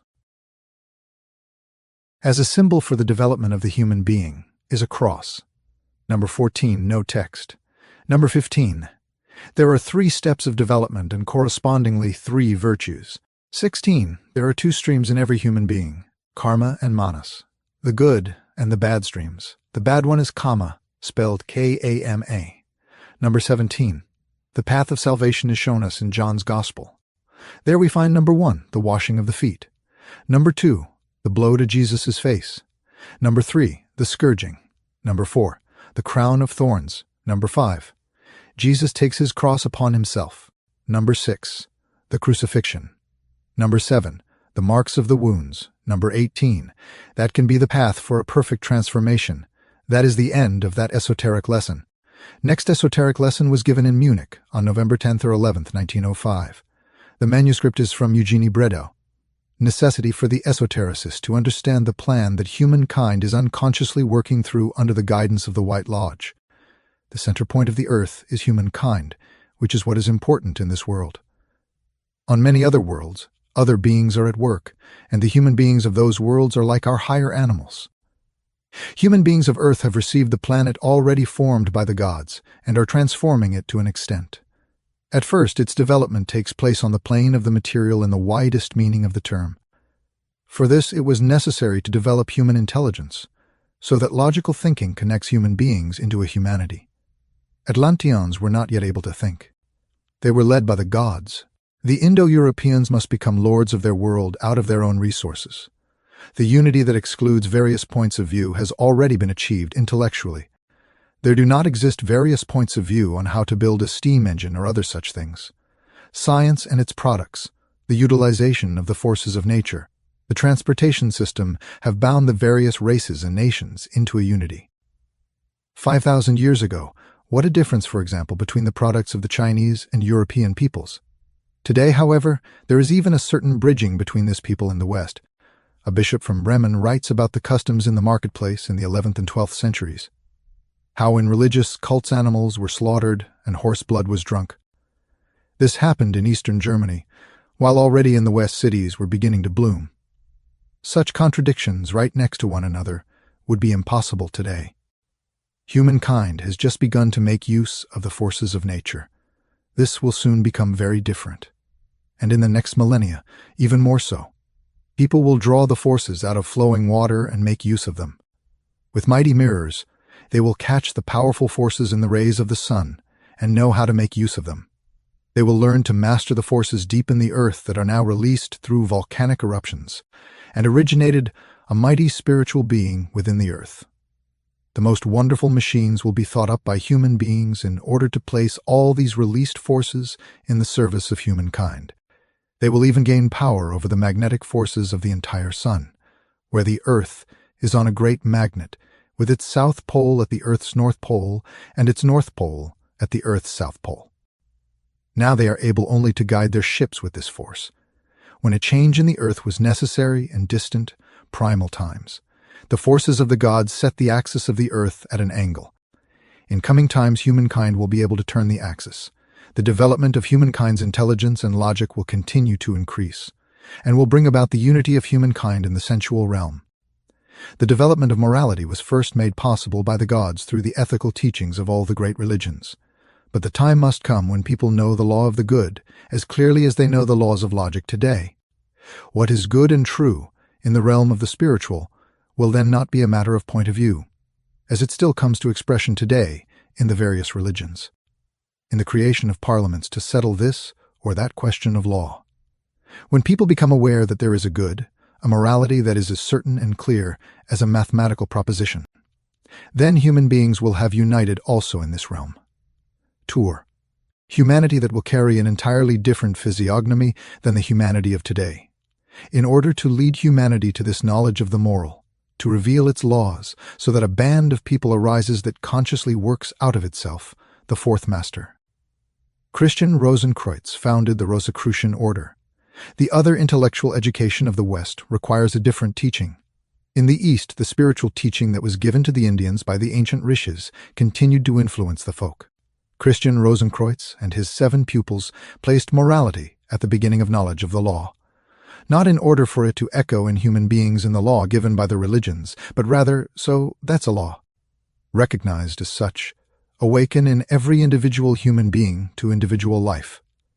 The truth in the realm of morality and the good should arise within people as something felt and understood.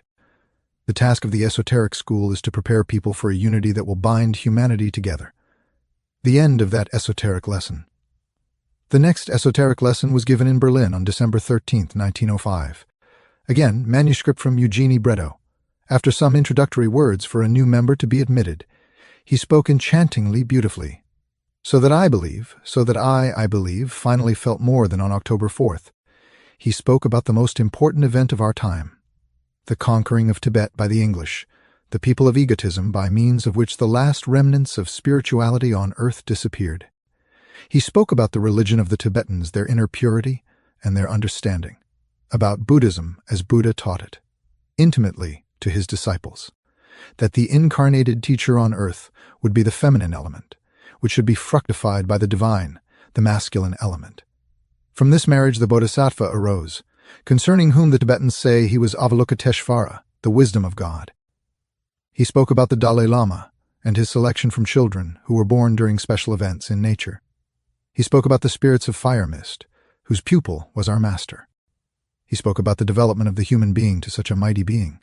He spoke about the rhythms in nature, the stars, the entire system of the world, that only the astral body of the human being is still chaotic, and that the human being must still make this body rhythmical, otherwise the human being would disturb evolution.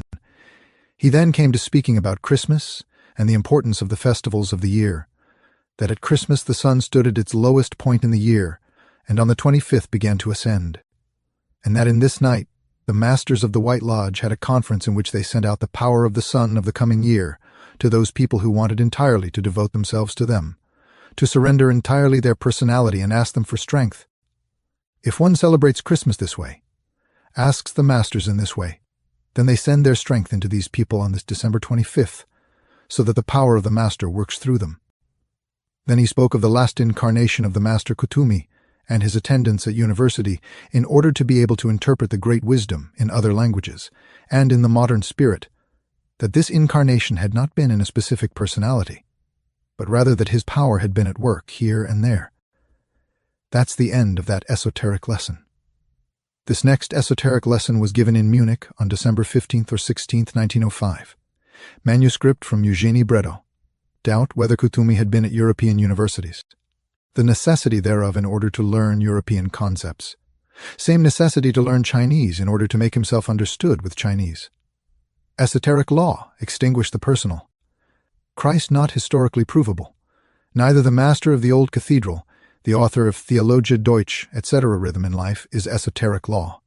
The Spirit of God hovers over the waters, beginning chaos, transformation of chaos into rhythm, work of Dian Chohan. Structure of the human being given to him or her, higher bodies, still chaotic, own work to allow them to flow into the great rhythms of the world. Through extinguishing to fit them in entirely, to annul the personal, three great rhythms in the universe. The outflowing of divine forces, to bring these chaotic, confused, swelling forces into rhythm and form, and once again the streaming into the primal divine, which conditions the dissolution of the form and is the human being's own work. One of the symbols, the AM, the outstreaming of the divine awe, the short question mark, abiding in matter. And the individualized flowing back into the divine, the M that slowly fades away. Legends and mysticism of all eras have hinted at this development of life. The human being finds might only in extinguishing the personal and devotion to the great rhythm of the universe. All life of nature takes place rhythmically. The returning life of the plant world, the mating season for animals, the functions of the human physical body, made by the great builders of forms and given to him. Perfection of the human body, hip, bone, and socket. The astral and mental powers of human beings still chaotic. It must be their own work to harmonize them and bring them into absolute harmony with the rhythm of the universe. Necessity of creating a special existence, so that human beings, as I beings, can be joined again to the whole in clear consciousness of self. The astral body that is still chaotic is only a part of the great astral body of the world, out of which the stars came. Just as their perfection took place and takes place through rhythm, so too human perfection. When human beings learn to devote themselves fully and completely to this universe, the words of Christ, quote, "Who loses his or her life will find it."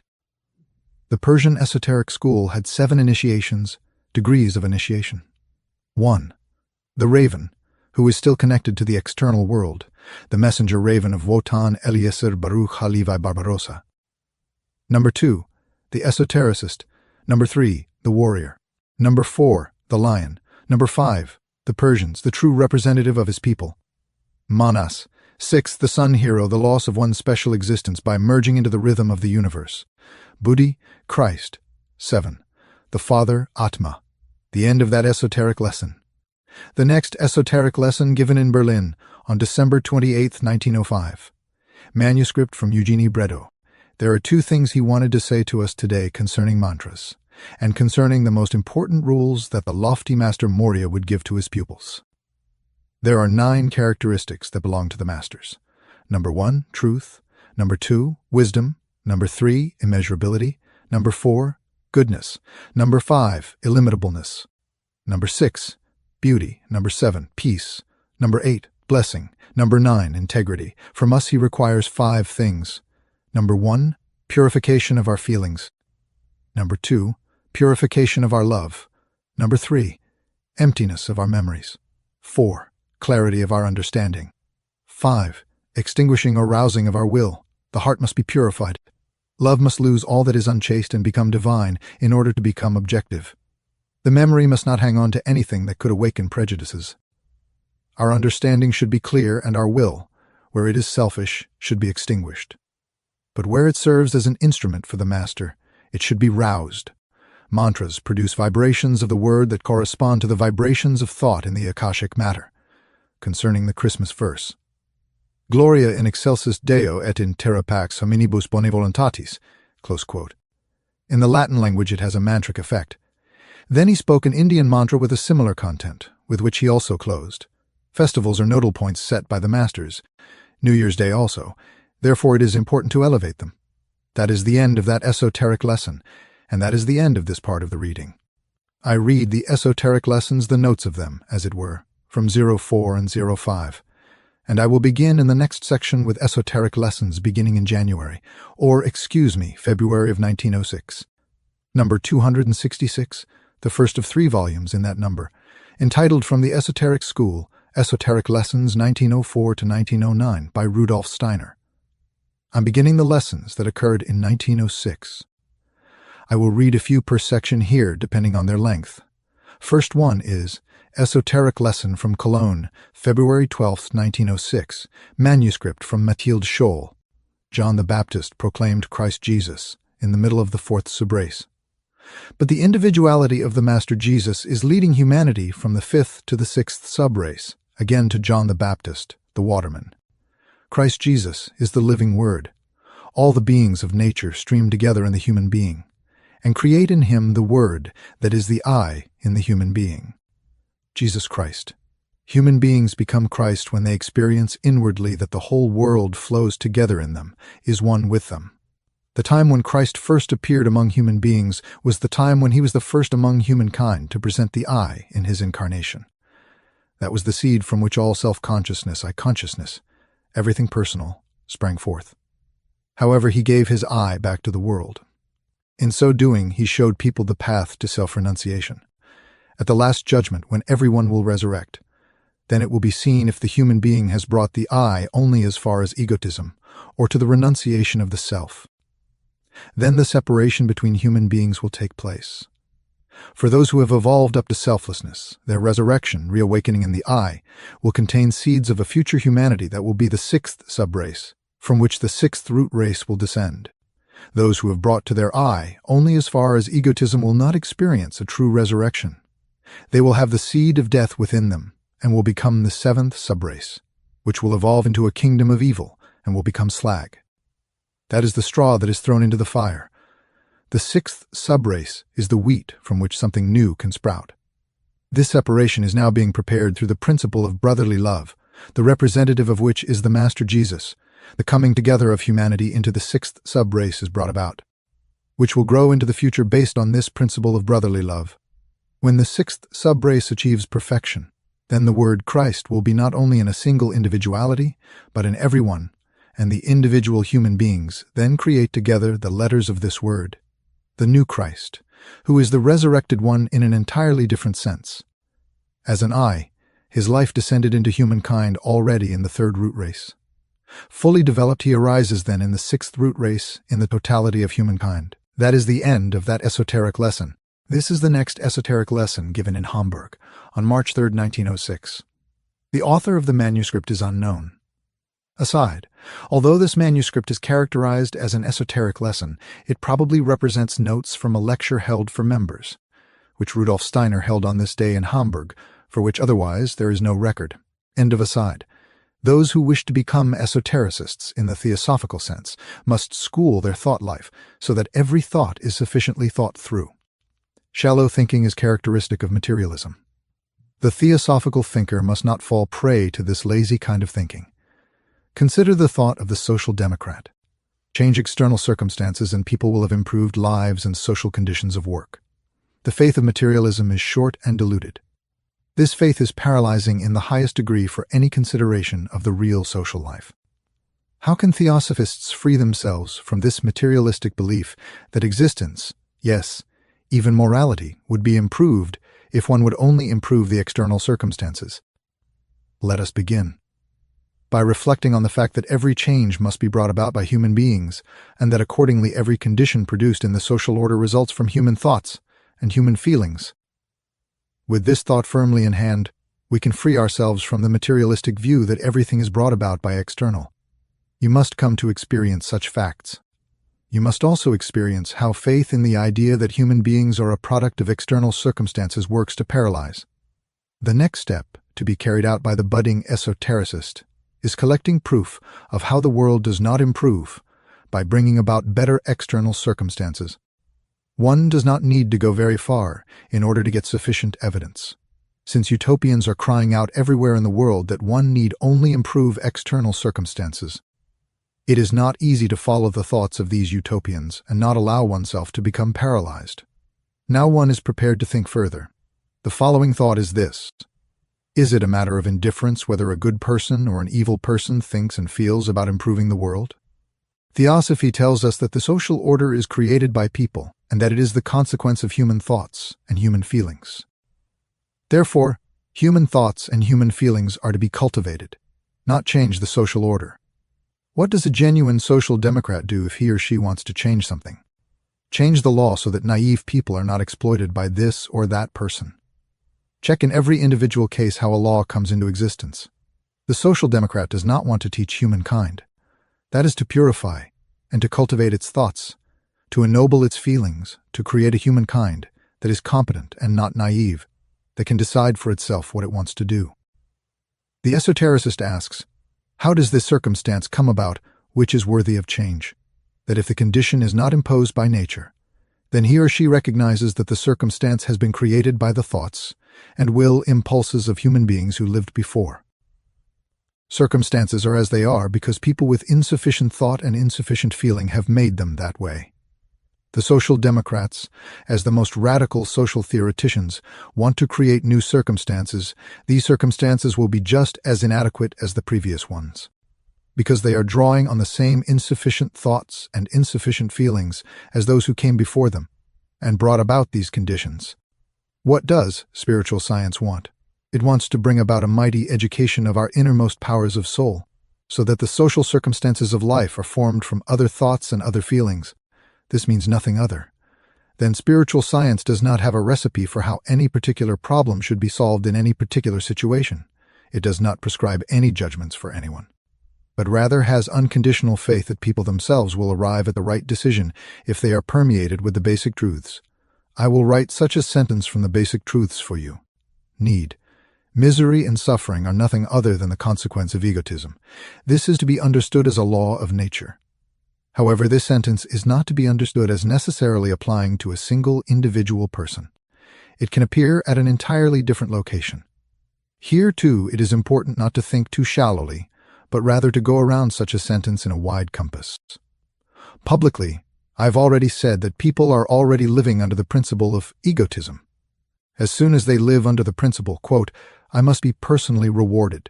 For the work I accomplish, I must be paid, close quote. Or hidden egotism, you must be personally rewarded for the work that you do, must also be paid, close quote. Or hidden egotism, quote, you must be personally rewarded.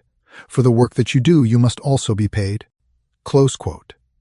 The esotericist must now also think about whether his or her work is really what sustains him or her in life. Work as such has no significance at all. Unless it is wisely guided, only through the human wisdom that has been put into the work is it possible to produce and create what serves people. Those who do not understand this and sin, even in the least against it, sin against the social thinking of our time. Thinking this through in all its possible phases makes thinking strong. Those like the social democrats who reflect on how one creates work in order to eliminate unemployment. Such people think unsocially in the highest degree. Much more important is that work be used for people exclusively to produce valuable goods. With this, we come to the ancient rule of all esotericism. In a social context, the initiative to work must never lie in the individual human being, but rather simply and solely in devotion to the whole. From this we see that the true social progress is only possible when the work that I accomplish I do in the service of the whole.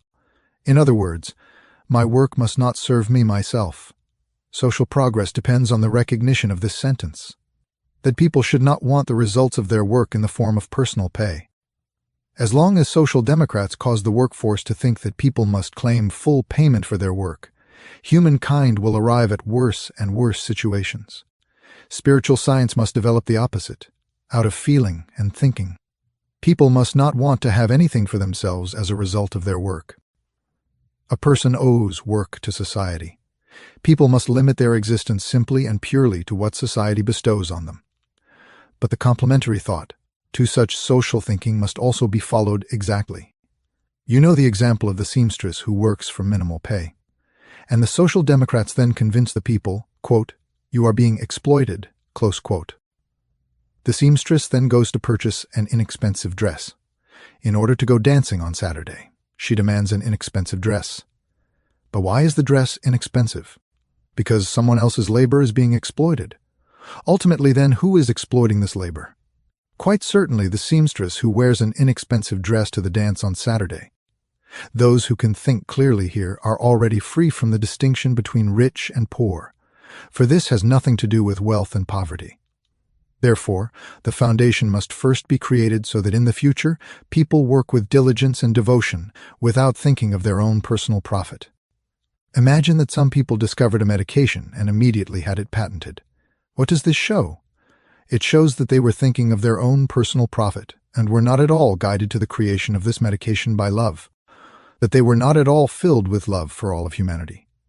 For if people's health were the most important thing to them, then they would be happy if others also produced the medication. In order to serve humankind, indeed they would fervently desire that the contents of the medication and how it is made become known, and yet something else would happen. They would be convinced that their medication, produced with their attitude toward humanity, would be the best. And here we have arrived at an important rule that plays a great role in esotericism. Means must be produced by which the soul is ennobled. Those who use their thinking to serve for blessing progress must above all use their power of thought.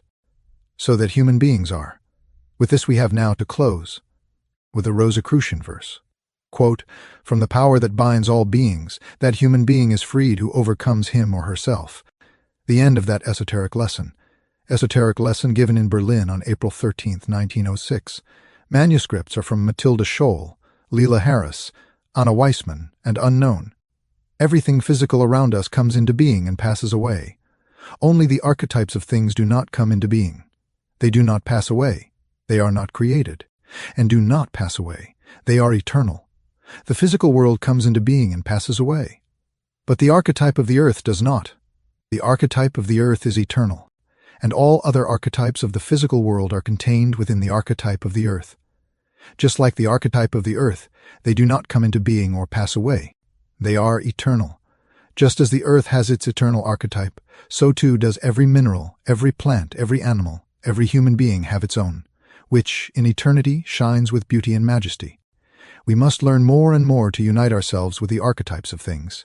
We must ascend to them. We learn how to unite with them through living with our memory. When esoteric pupils review in reverse the events of the day just past and remember the scenes of the day, the joy and pain connected with the experiences of the day, when they let the happy and painful events of the day pass again through their souls in memory, then they are putting themselves in contact with the life that endures. The life that is still present even without the physical world. With our imagination, we must call back the events in our own lives and the lives of others, and let the joy and pain that were connected with the events of the day flood through our souls. In this way we learn to ascend to the beings that incarnate in joy and pain, and learn to live consciously in the soul world. We are constantly surrounded by such beings. Then we learn to perceive them. It means something different whether we attempt to call into our memory experiences from our past, in which we were actually present, or whether we think back on events we have only heard or read about. The difference is this: we were present in the former with ourselves, and that is what it depends on. It is good when we practice calling up experiences from our past into our memory. Pain or joy that we once experienced looks very different in memory than it did back then, in the present. Through this calling up of memories, we are approaching true knowledge. We see things as they really are. When we can manage truly to feel a pain or a joy that we don't have.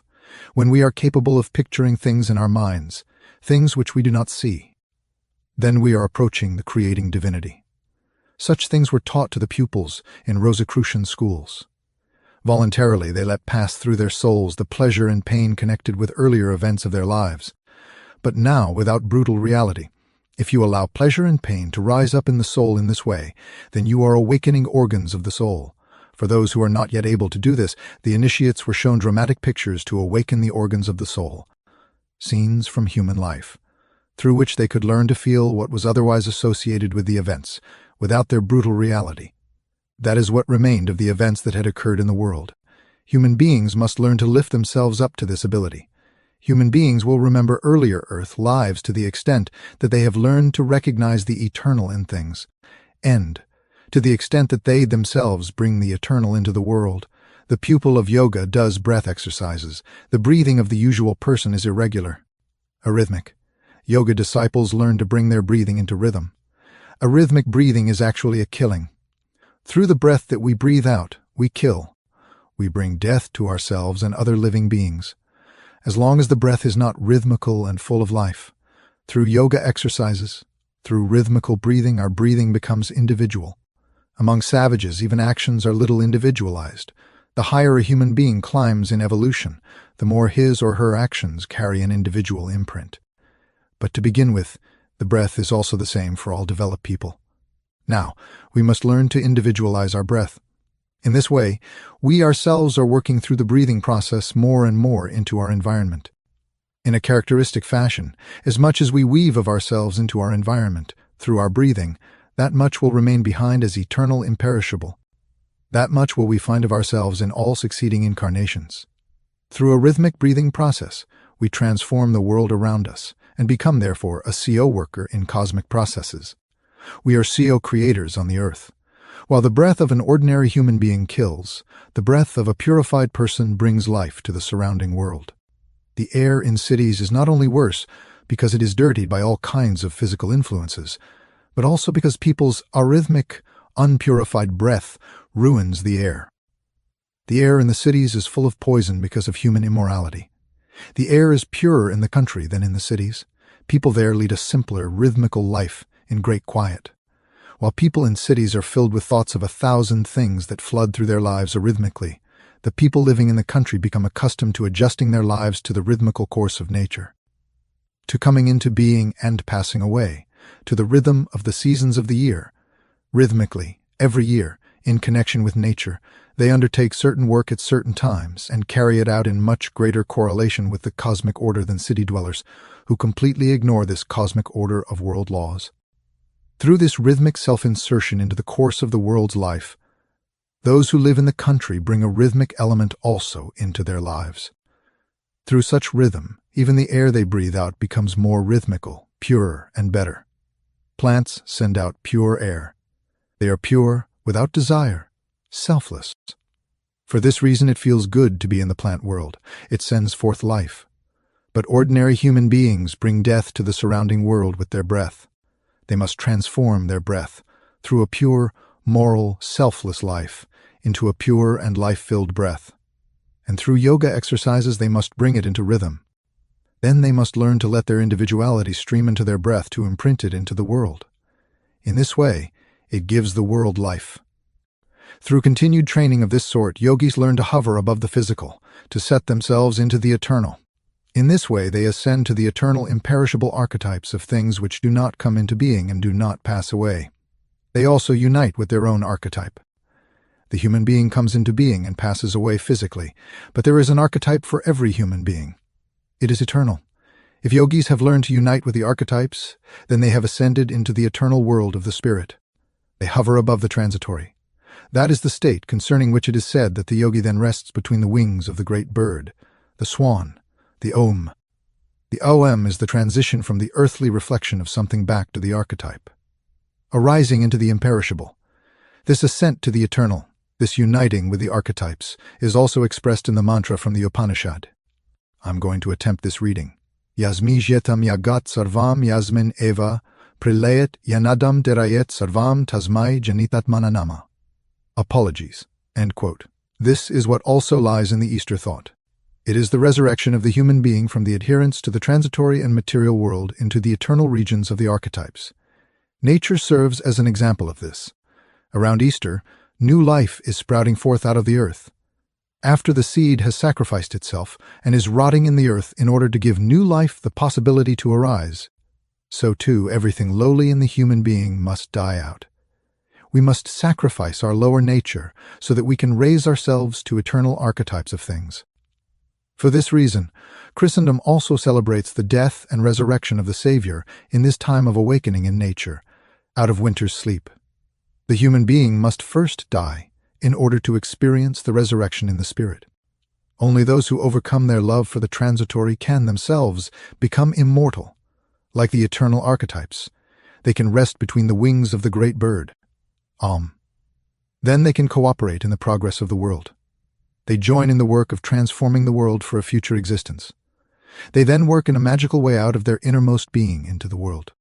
Quote, archetypal self from which we have come forth. Archetypal self who lives in all things. To you, our higher self, we return again. That's the end of that esoteric lesson. Next esoteric lesson is from Berlin, April 18, 1906.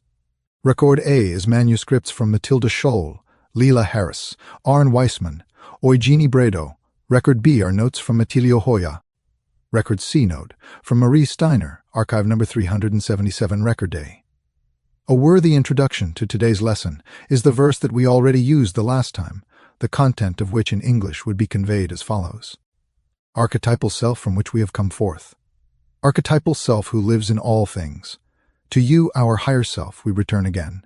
The verse itself is, readers aside, I'm going to try this one more time. Yasmi yatam yagat sarvam yasmineva pralayat yanadam deryet sarvam tasmai yeninit mana namaste. Close quote.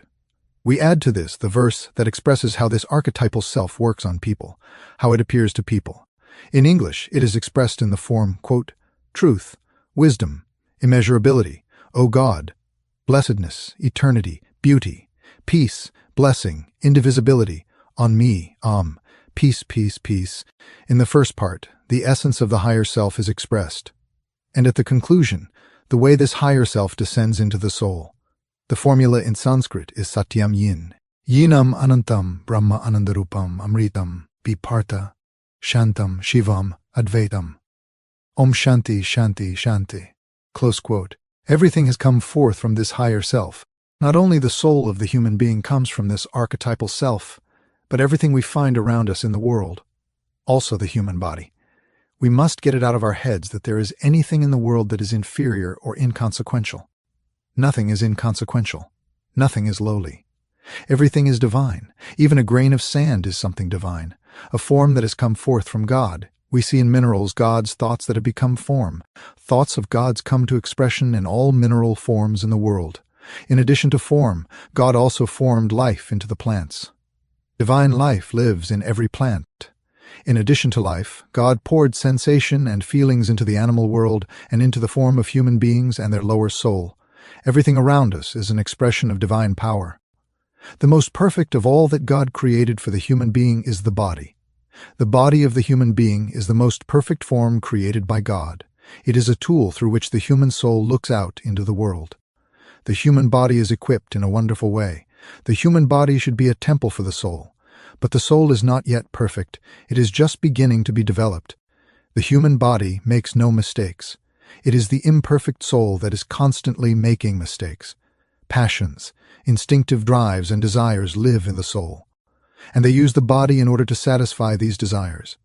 However, just as there are senses in the body, through which the soul looks out into the surrounding world, so too, organs will be gradually formed in the soul that will constantly raise it up and make it more perfect. In the animal kingdom, we find powerful instinctive drives that are not connected to the senses. If we were to bring an exotic pair of butterflies to Germany and set the male free, perhaps in Frankfurt, and the female, perhaps in Magdeburg, then the pair would unfailingly find one another. Finding one another was made possible through special organs that are even more delicate than sense organs.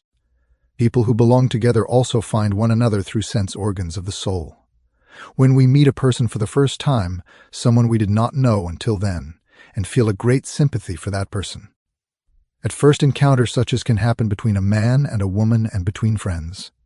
That is a sign that these people belong together and that they have sense organs in their souls that announce to them this belonging together, and then brought them together. People will increasingly develop such psychic organs, especially if they purify their astral bodies and ennoble their other bodies. In order to do this, it is absolutely necessary that they take into consideration which foods are supportive or detrimental for this higher development. Not everyone can choose the nourishment that will correspond exactly to his or her needs for occult development. It is sometimes better to resign oneself to foregoing what benefits us inwardly. For this reason, it is still nevertheless true that some foods have characteristics that do not serve a person. For higher development, the human being must develop certain organs. Certain concentration exercises are used for this purpose in yoga meditation. When people concentrate on a point between the eyes, at the root of the nose, concentrate with the thought, "I am," close quote, then they are developing the organ that we call the two-petaled lotus flower, and that makes them into an I, capital. Animals cannot say I to themselves. Among all the beings we know in nature, only human beings can say I to themselves. When the prefrontal lobe of the brain was being placed in human beings, the organ of the eye was being placed in the head at the root of the nose. The eye lives there in human beings, but in animals the eye is not in the skull but outside in front of the head. It lives in the astral animate. Thus, for example, all dogs have an eye in the astral realm. At the place where we have the organ of the eye, a red stream flows from the astral into the dark. And this eye expresses itself in a dog, in the lower instincts. In a human being at this place, the eye streams outward. Now, it is not enough that the organ of the eye is developed in human beings so that the higher self can stream into human beings. In order to make them into higher beings, another organ is required. It is found if we drop a vertical line into the brain from the place above the middle point of the head. This organ is the pineal gland. Through the pineal gland, the human being comes into contact with the divine self in the world. A third, higher organ, the 16-petaled lotus flower, is found in the larynx, and the fourth organ, the 12-petaled lotus flower, is in the region of the heart. In order for this organ to develop properly, human beings must choose their nourishment wisely. What is connected with the life processes of animals, milk and everything derived from it, as well as everything from plants that grows toward the sun, hence blossoms and fruits of plants that stretch toward the sun, are beneficial for inner development. The plant is an inverted human being. The plant is an inverted human being. When the sun was still united with the earth, the plants with their blossoms were stuck into the sun, and their roots were sticking outside the sun. After the sun left the earth, the plants turned around and now stick their roots into the earth and stretch their reproductive organs, calyx, blossom, stamen, and pistil, toward the sun. Animals are half-inverted plants, but human beings represent the entirely inverted plant. Since all the organs that the plant turns to the sun are turned away from the sun, the root of the human beings is turned toward the sun. The head, the brain, plant, animal, and human together create a cross. There's our pictures there to see. All the parts of the plant that are turned away from the sun, for example, the roots that grow under the earth, are not good for occult development, whereas everything that grows upward is good for the human being. But the best is the tree and grain fruits that can be gathered without destroying the plants. For special reasons, leguminous fruits are harmful, especially peas and beans. Milk is beneficial for human beings because it is connected with the animal's life process and is given up by the animal voluntarily. All nourishment from animals that must be obtained by humans through violence, by killing the animal, is detrimental to occult development. From the mineral kingdom, all things that precipitate from mineral solutions, for example, all salts, are detrimental to occult development. They should be avoided as much as possible. When human beings prepare themselves through a selfless life and purification of their bodies, then the higher self can enter into them. It is not enough to turn inward and sink into deep meditation. To begin with, the higher self is not in the human being, but rather outside, in nature, and with our elder brothers, the masters and leaders of humankind. From there it must enter into human beings. Then the peace that is higher than all reason can overcome them. The following verse is contained. Connected to this, Satyam Jananam Anantam Brahma, truth, wisdom, immeasurability, O God. End of Record C.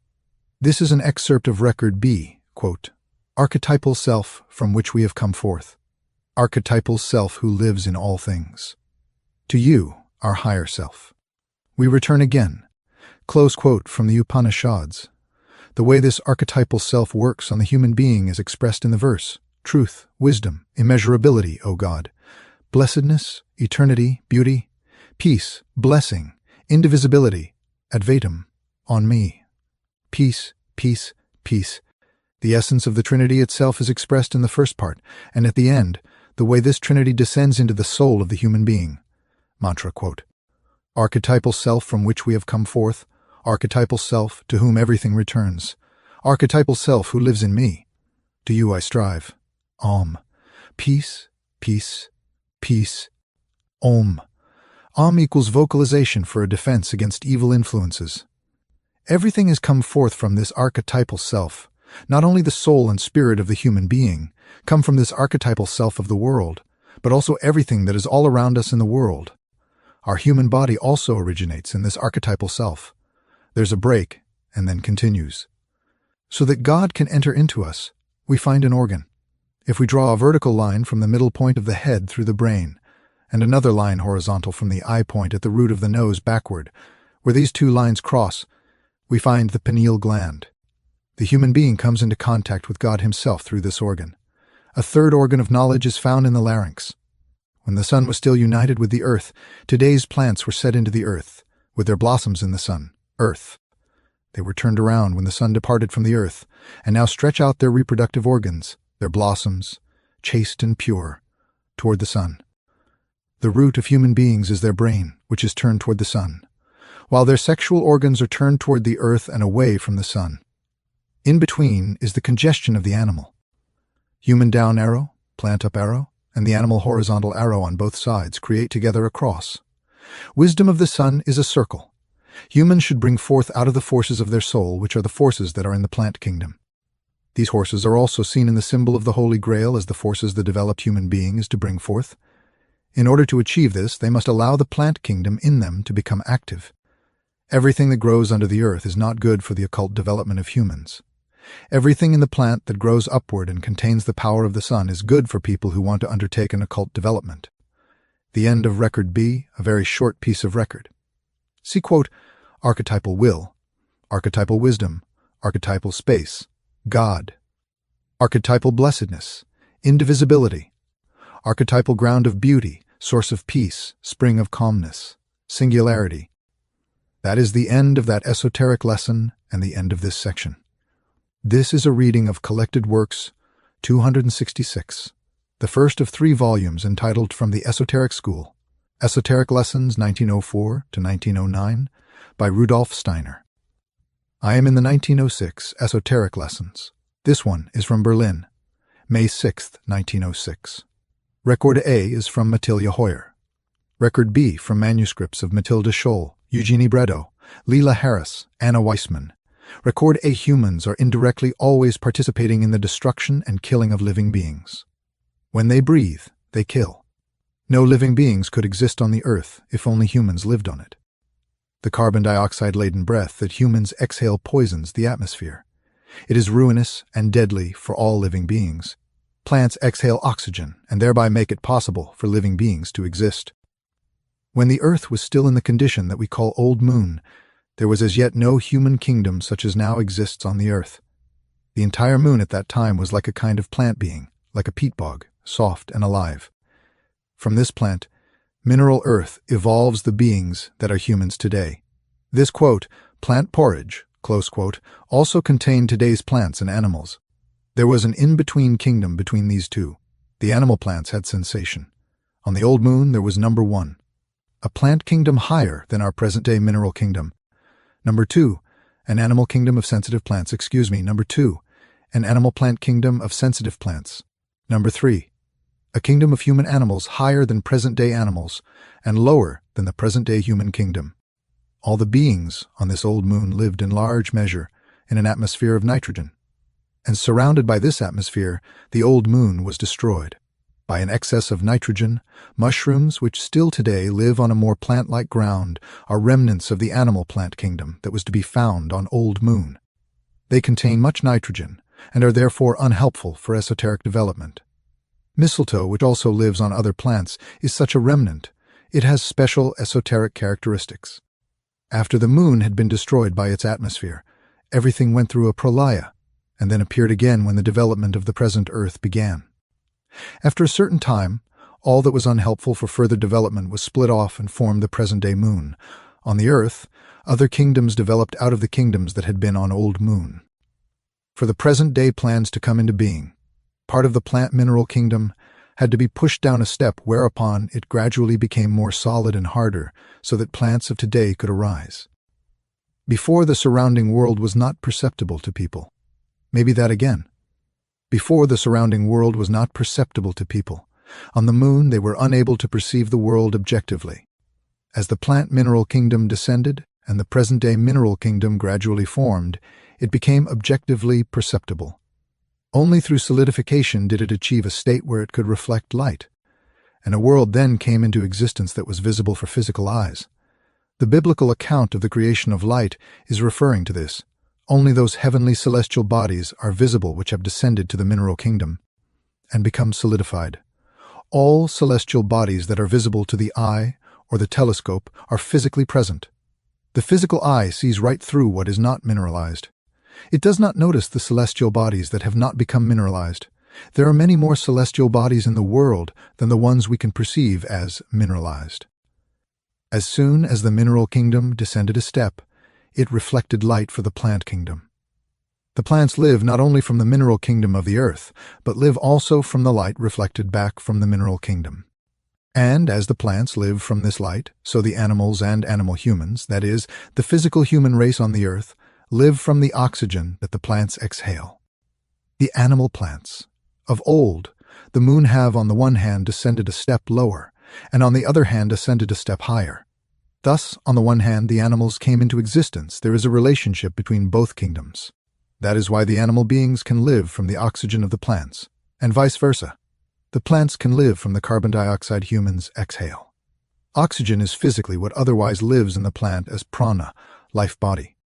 The kingdom of the human animal has also split into two kingdoms in the two sexes. Through this split, there arises among humans the love that to begin with is still physical. Through this love, the human being can be raised into the kingdom of the gods. These lived from the physical love of humans. Just as humans and animals live from the oxygen that plants exhale, and the plants live from the light reflected to them from the mineral kingdom. Nectar and ambrosia, the food of the gods, is the masculine-feminine love between humans. And yet the gods apparently envy humans the happiness they get thereby. Close parenthesis. The ascent of the human being takes place through overcoming physical love and then through the regulation of the breathing process, foregoing the life of the plants, oxygen, and through the development of the kundalini light. That is giving back the light reflected from the mineral kingdom. Number 1. Overcoming physical love. Separating the previously unisexual human being into two sexes was necessary so that the intellect could develop in humans. The human being was split into a higher mental spiritual nature and a lower animal nature. Now, what unites the two sexes in the lower nature must also be sacrificed. It is an ascent when humans overcome the power of physical love and transform it into higher, more spiritual powers through their own inner powers of soul. Those are the etheric life forces, creative powers, Klingsor, Parsifal. Close parenthesis. Number 2. Human beings who strive toward a higher development must sacrifice the forces they take from the plant world. Through the breathing process, humans consume oxygen, the air of life that the plants exhale. The blossom of the plant already needs oxygen. Everything astral needs it. Close parenthesis. The breath becomes purer through rhythmization of the breathing process and through inner soul work. What is then exhaled then contains less carbon dioxide. The atmosphere around a person is used up less quickly, and he or she then takes away less of the life-giving oxygen from other beings. In order to achieve this as strongly as possible, the Indian yogis withdraw into caves where they breathe as little oxygen as possible. They can do that because through the inner soul work they have done, their breath is so pure that they can live a long time without additional air. The more spiritualized humans are, the longer they can live in their air and the less carbon dioxide they breathe out. A materialist spoils the air through breathing much more than an idealist. Present-day materialists cannot live without a constant supply of fresh air. People who live in the country, through their life with nature, bring an external rhythm into their lives. In this way, the air they breathe is better, whereas the air breathed in the cities is full of poisons through the immorality of the people who live there. Plants send out pure air, oxygen. They are pure, without desire, selfless, and for this reason people feel well in the plant world. But an ongoing supply of fresh air has, as a matter of fact, an adverse effect on esoteric development because one is then taking too much life from the plants. Esoteric pupils learn to master their breathing process, and in this way can bring about moments when they are not participating in the destructive process that is brought about by breathing. Number 3. Human beings learn consciously to reflect back the light that the mineral kingdom raises forth. 5th, develop the Kundalini light and radiate it into the world, and thus give the light back to the world. The light of the human kingdom, that it also may become sun one day. Close parenthesis. Human beings do not even know what an important instrument their organism is. They know the whole rest of the world better than themselves. They can, in fact, develop wonderful abilities. Human beings have within themselves an organ that, when they inhale, fills with air that formerly was outside them, and that, when they exhale, is emptied of the air that they had within them. Even into the finest branches it is filled with the external air. When inhaling, when humans breathe in, they breathe in spirit, and then, with the air they exhale the spirit that lives in them. Through the rhythmized, spirit-filled breath, increasingly, there develops the spirit in them and outside in the world. The growth of the spiritual human being is furthered through inhaling and exhaling. It depends upon what human beings give to their spirit when exhaling. The spirit is built up through thoughts. Human beings are sending out their spirit with every thought that accompanies their exhalation. Human beings did not always have an organ in order to inhale. The beings on the old moon lived in such a way that they breathed not air, but fire. Just as humans today breathe in oxygen and out carbon dioxide, so they then inhaled fire and exhaled cold. And in the future, humans will no longer breathe air. Just as humans today create their own warmth by nourishing their warmth organism, including the blood circulation, through the air that streams in from outside, so will they later have an inner organ for air, through which the organism, in a similar way, will provide what we now take in from the external air. Human beings themselves now prepare their own warmth, which earlier was inhaled by the beings on the old moon directly from the surrounding world, and then absorb. Human beings will then be able to metabolize the used air within themselves.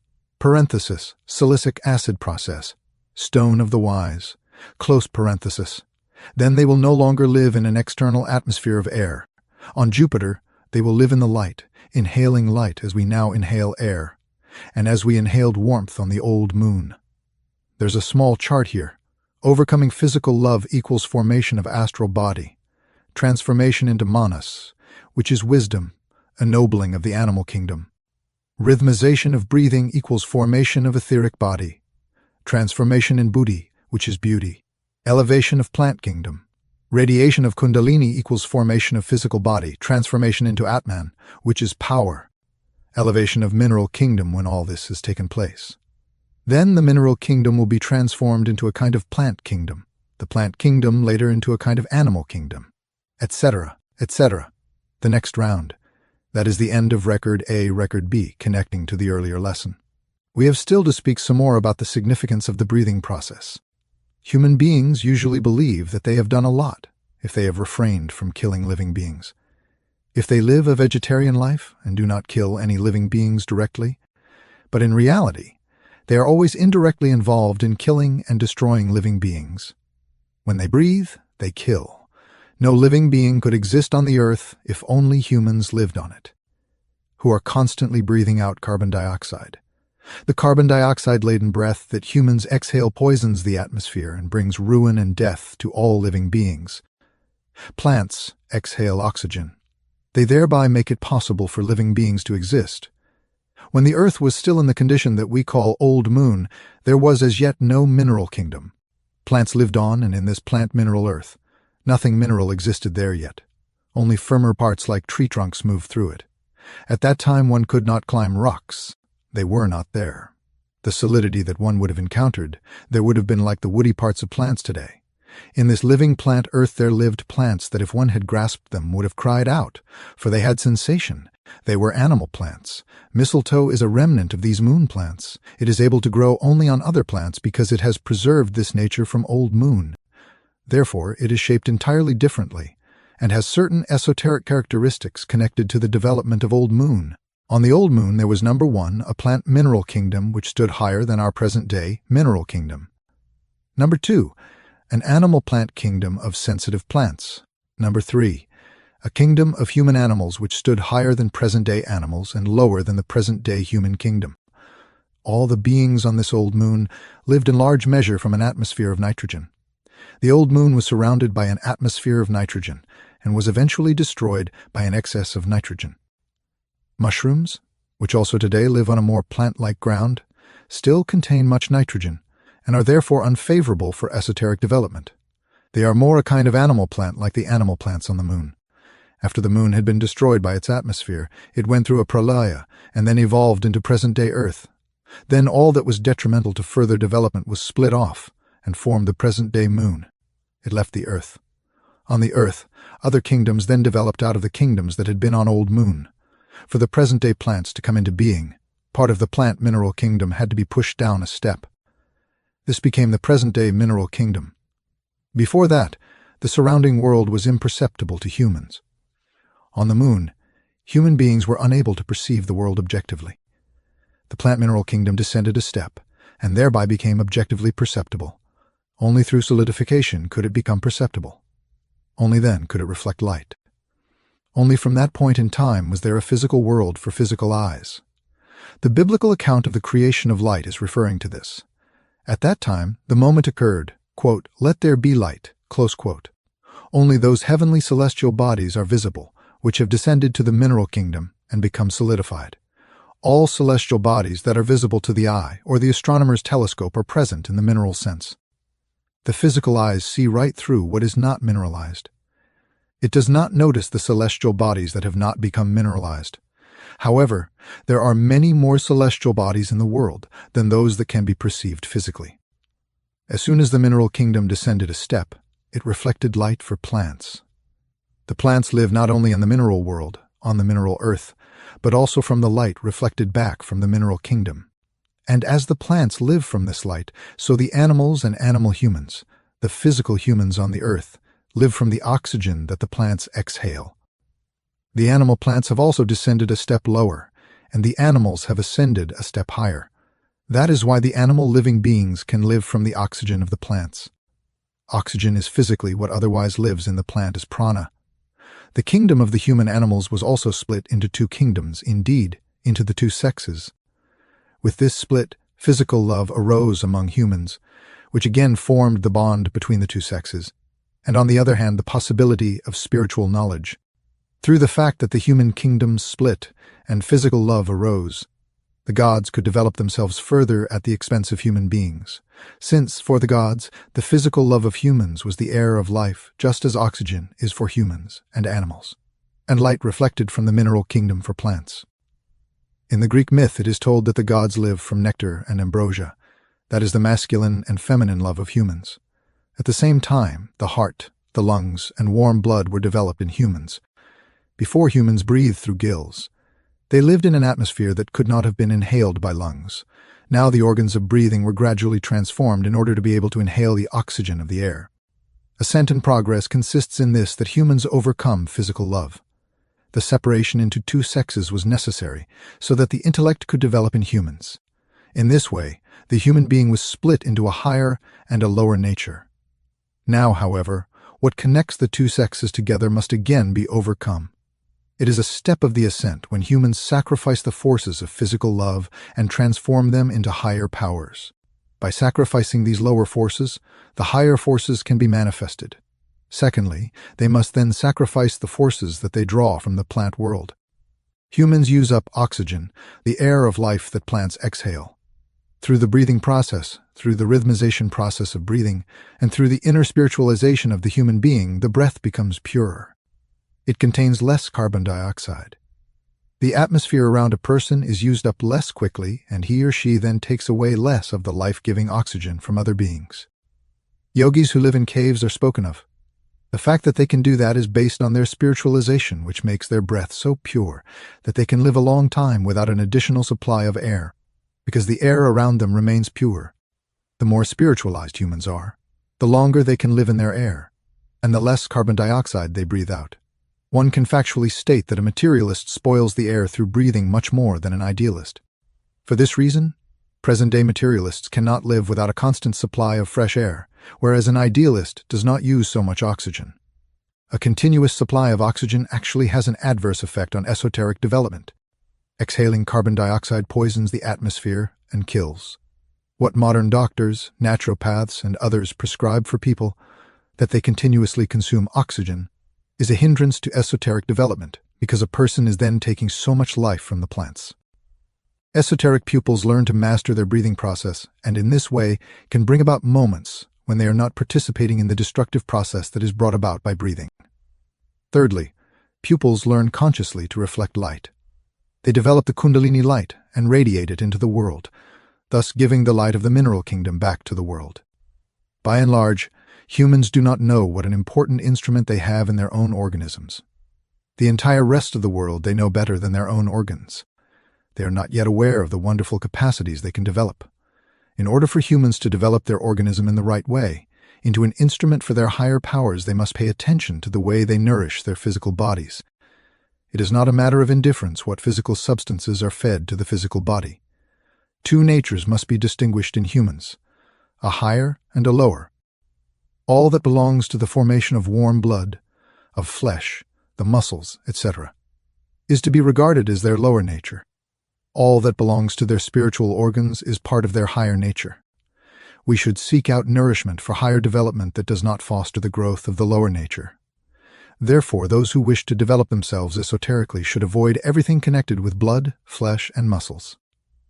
The flesh of animals, the blood of animals, the muscles, and that which has hardened the bone system. All of this is connected with the moon evolution. That is, it points to stages of evolution already gone past. The evolution of the earth is to become higher evolution. Therefore, humans should only consume what is connected with the progress of the earth. Milk, for example, is connected in animals with a life process. Therefore, it fosters esoteric development in humans. Now there are many people today who are vegetarians because they do not want to kill. However, because they see the nourishment from meat as something important, they seek a replacement for the substances contained in meat. And then, for their nourishment, they use, above all, plants that contain similar substances. Just for this reason, many vegetarians eat a lot of legumes. Now, there is also something special about nourishment from plants. Here, too, there are things that are a hindrance to esoteric development. That which, in plants, is derived from the moon evolution is a hindrance for us if we wish to advance spiritually. The delicate seeds of spirit are destroyed. In plants, this is generally the part that tends to turn down into the earth. There are the substances that harden which belong to moon evolution. For this reason, all roots, all that grows under the earth, is a hindrance for us. On the other hand, what grows above the earth, blossoms, leaves, and fruits, furthers us. There are, however, certain exceptions, namely what grows in a pod, husk, or shell. That is, what is surrounded by a shell, separated from sunlight, and strives toward hardening, is a hindrance for esoteric development. Precisely these substances from legumes produce in humans who seek to spiritualize themselves grave consequences. Through these substances, their dream life becomes impure, and so one can often observe that as a consequence of a vegetarian lifestyle, higher powers are developed, to be sure. But that these people, because they consume what grows under the earth, remain limited in terms of higher knowledge, and that through the consumption of legumes, their dream life becomes confused and depraved. And yet, vision into higher worlds should begin with vision in dreams. Therefore, it is to be striven for that in this vision only pure, beautiful pictures arise in a person. From the mineral kingdom, all that precipitates into a sediment such as salts is a hindrance for humans. An esotericist must know and observe all these things. But there are many cases where in a particular incarnation, a person is prevented by circumstances from living exactly according to what promotes esoteric development. Then a person must learn to practice resignation and patience. On the other hand, we should strive without ceasing to advance. But on the other hand, we must overcome impatience. Nothing is a greater hindrance to higher development than impatience. Therefore, we must learn patience. We must also regard any one incarnation in its true significance. Even a life of 80 years, in comparison to the great evolution of the world that stands before us, is only a brief span of time. We have time, lots of time, to be sure. It is never too soon to begin striving for higher development, but one should also not believe that everything has to be achieved or could be achieved in one incarnation. Many incarnations are all a part of this evolution. We have learned much when we have learned to wait patiently until the possibility is offered to us to live our lives externally entirely in keeping with the requirements of the higher life. All this should lead a person to unite with his or her higher self. This is expressed in the that we discussed earlier, the meaning of which is approximately as follows. Quote, archetypal self, from which all things have come forth, to which all things return. Archetypal self who lives in me. Toward you I strive. The verse itself is, and again I've tried the Sanskrit before, I apologize. Yasmach, yetam, you got. Zarvam yasmin iva pralaya you ain't a dumb. Daryat sarvam tasme, jananatmana. Namaste. That's the end of that esoteric lesson. This next esoteric lesson is Berlin, June 26, 1906, very short. From the manuscript from Oyeguni Breda. As an introduction to the four masters who all work in our movements, Master Moria, power. Master Kutumi, wisdom. Master Saint Germain, one turns to him in difficulties of everyday life. Master Jesus, what is intimate in a human being. End of that esoteric lesson. This is esoteric lesson given in Berlin on October 2, 1906. Record A is manuscript from Marie Steiner. Record B, manuscripts from Alice Kinkel, Lilla Harris, Anna Weissman, Eugenie Bredov. Record A. In a modest, humble sense it should, nevertheless, raise our self-esteem to know that we were found worthy to participate in the esoteric school. It is not a matter of chance that we arrived in the school. The fact that we sought it, that we were admitted, proves to us that this striving has filled us already for several lives. The world outside can no longer satisfy us. We cannot be absorbed into it. If we had been able to do that, then we would not have sought the path here. The world outside represents the full flowering of the fifth subrace. Alongside this flowering, the dawn of the sixth day, the sixth subrace, is already making itself noticeable. This one will be much more spiritual. The spiritual body will be much more developed.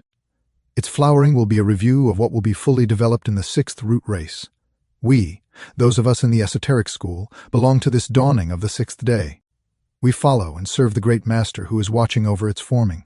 Our task is to create this spiritual body out of ourselves and to give birth to it. Our physical body is not our I. We are not permitted to identify with it.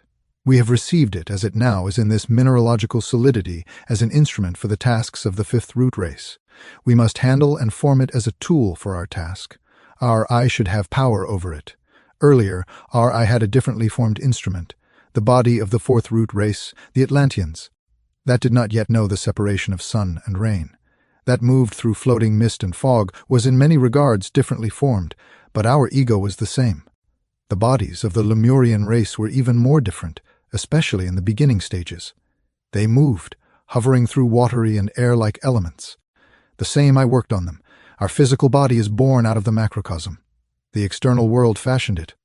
Our I must give birth to the spiritual body out of our physical body.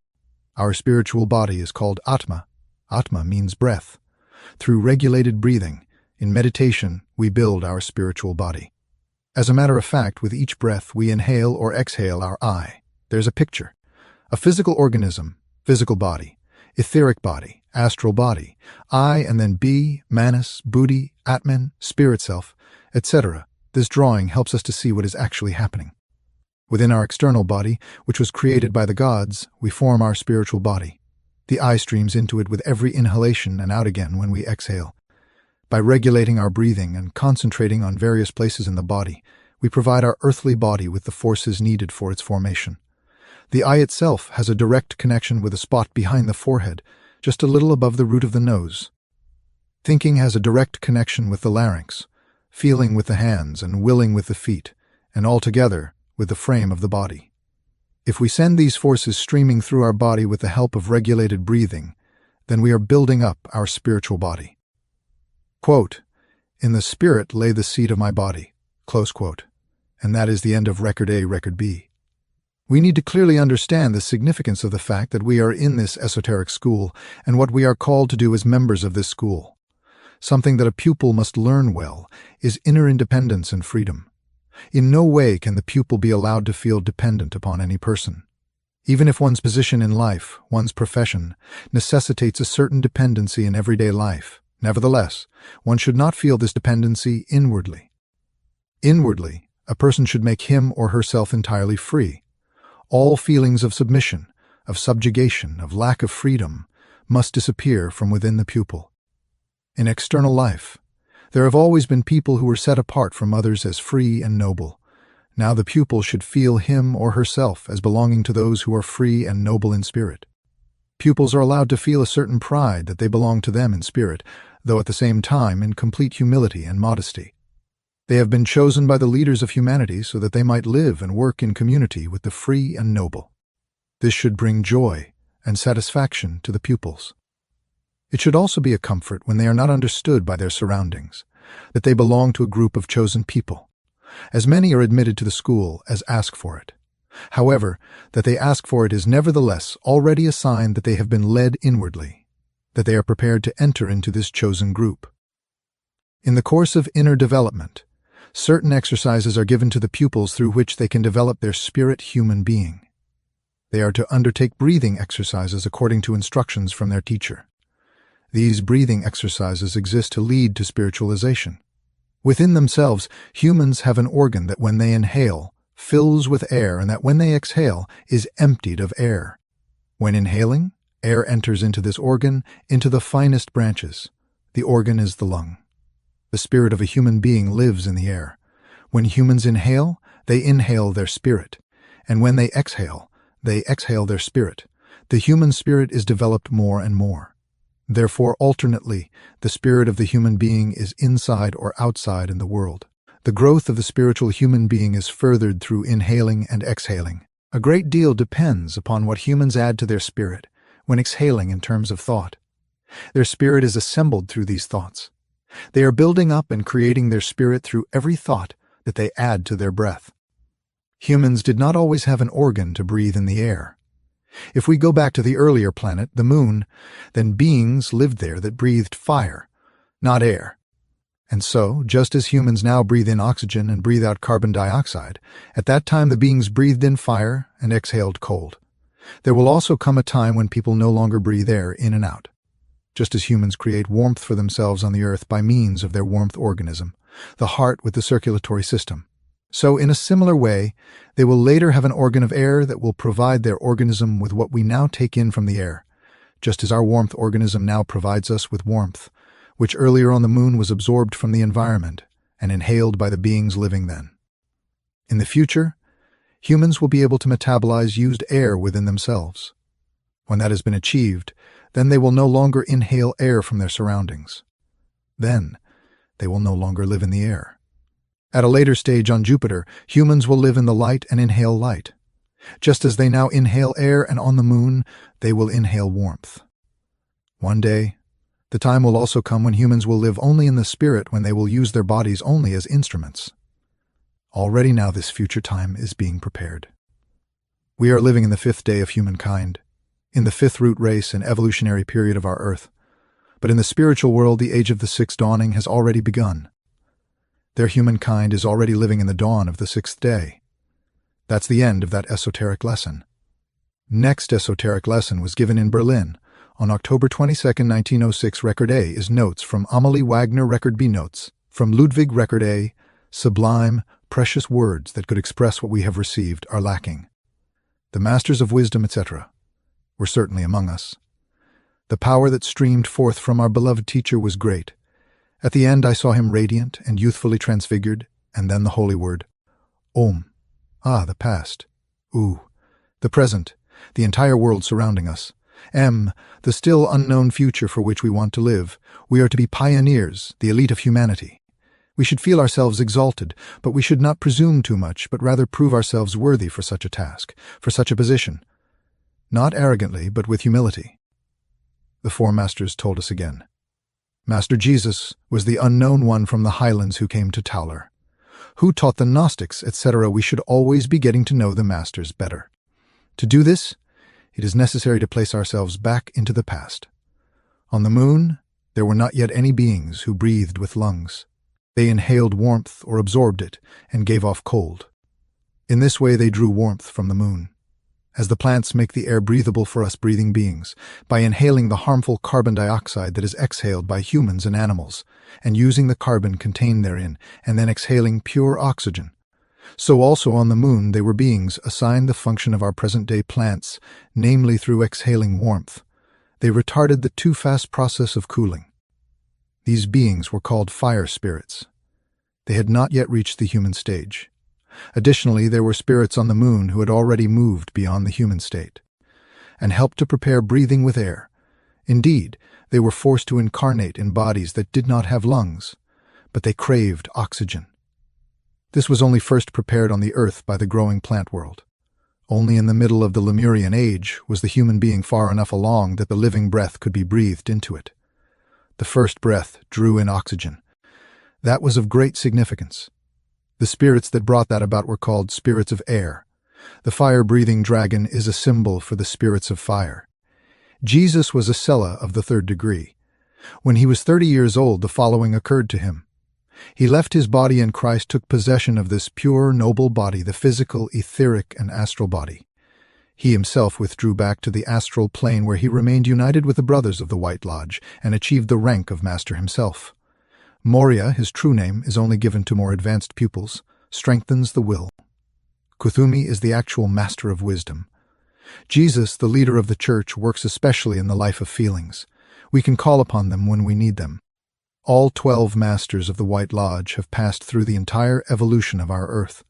They cannot work directly into the physical plane.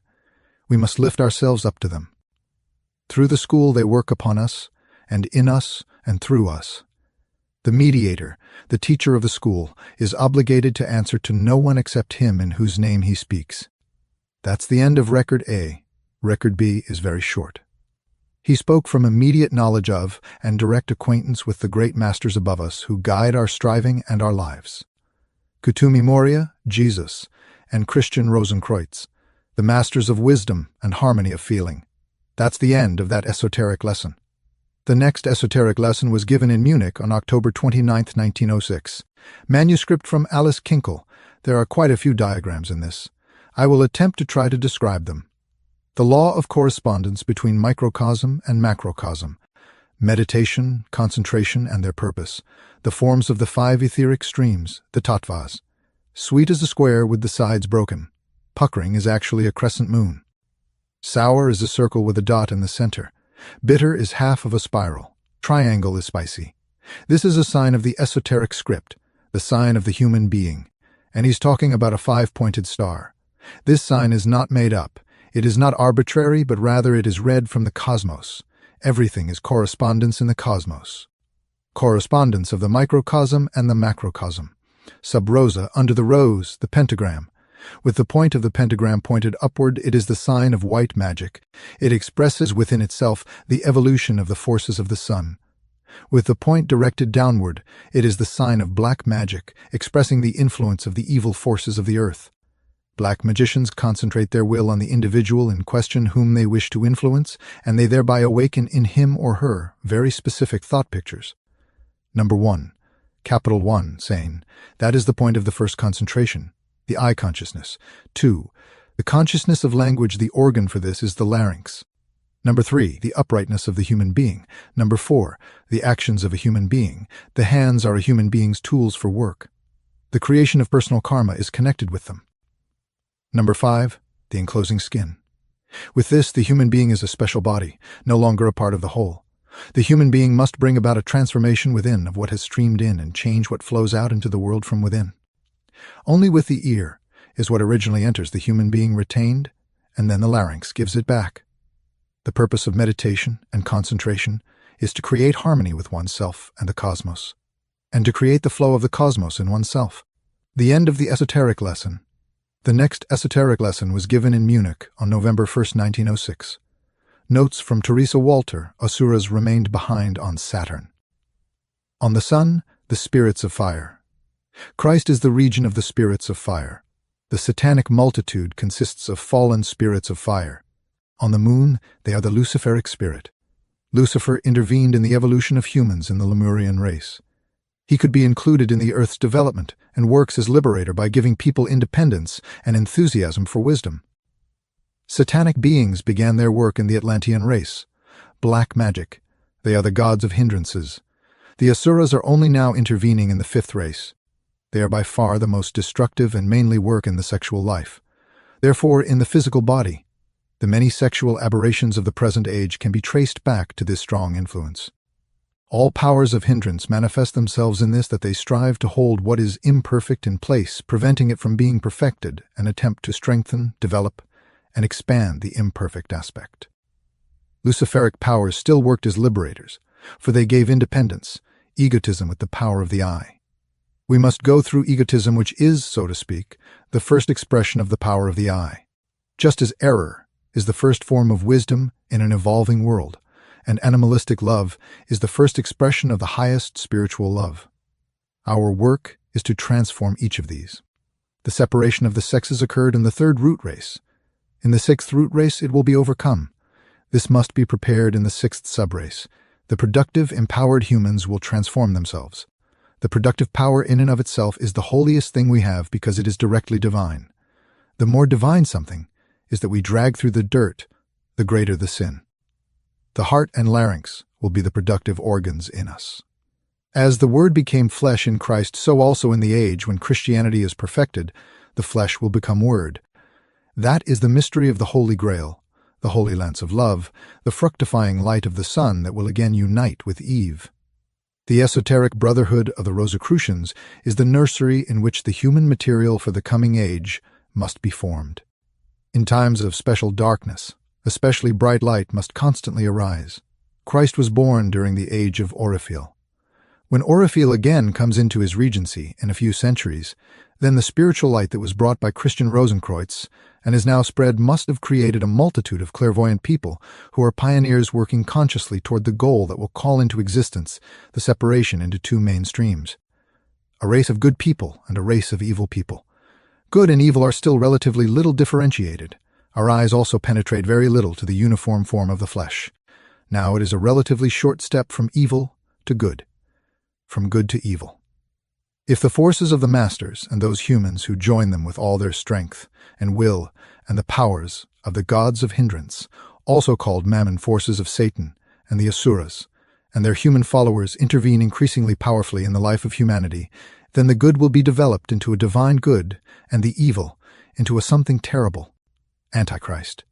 Then every one of us, world helpers, the word is spoken with the greatest humility, will need all the power that can accrue to him or her through suffering and overcoming suffering, through evil and overcoming evil. The purpose of theosophy of Rosicrucianism is to call people to this battle through such knowledge and to give them peace in this battle. That is the end of that esoteric lesson. And the end of this section? I believe this is section 10.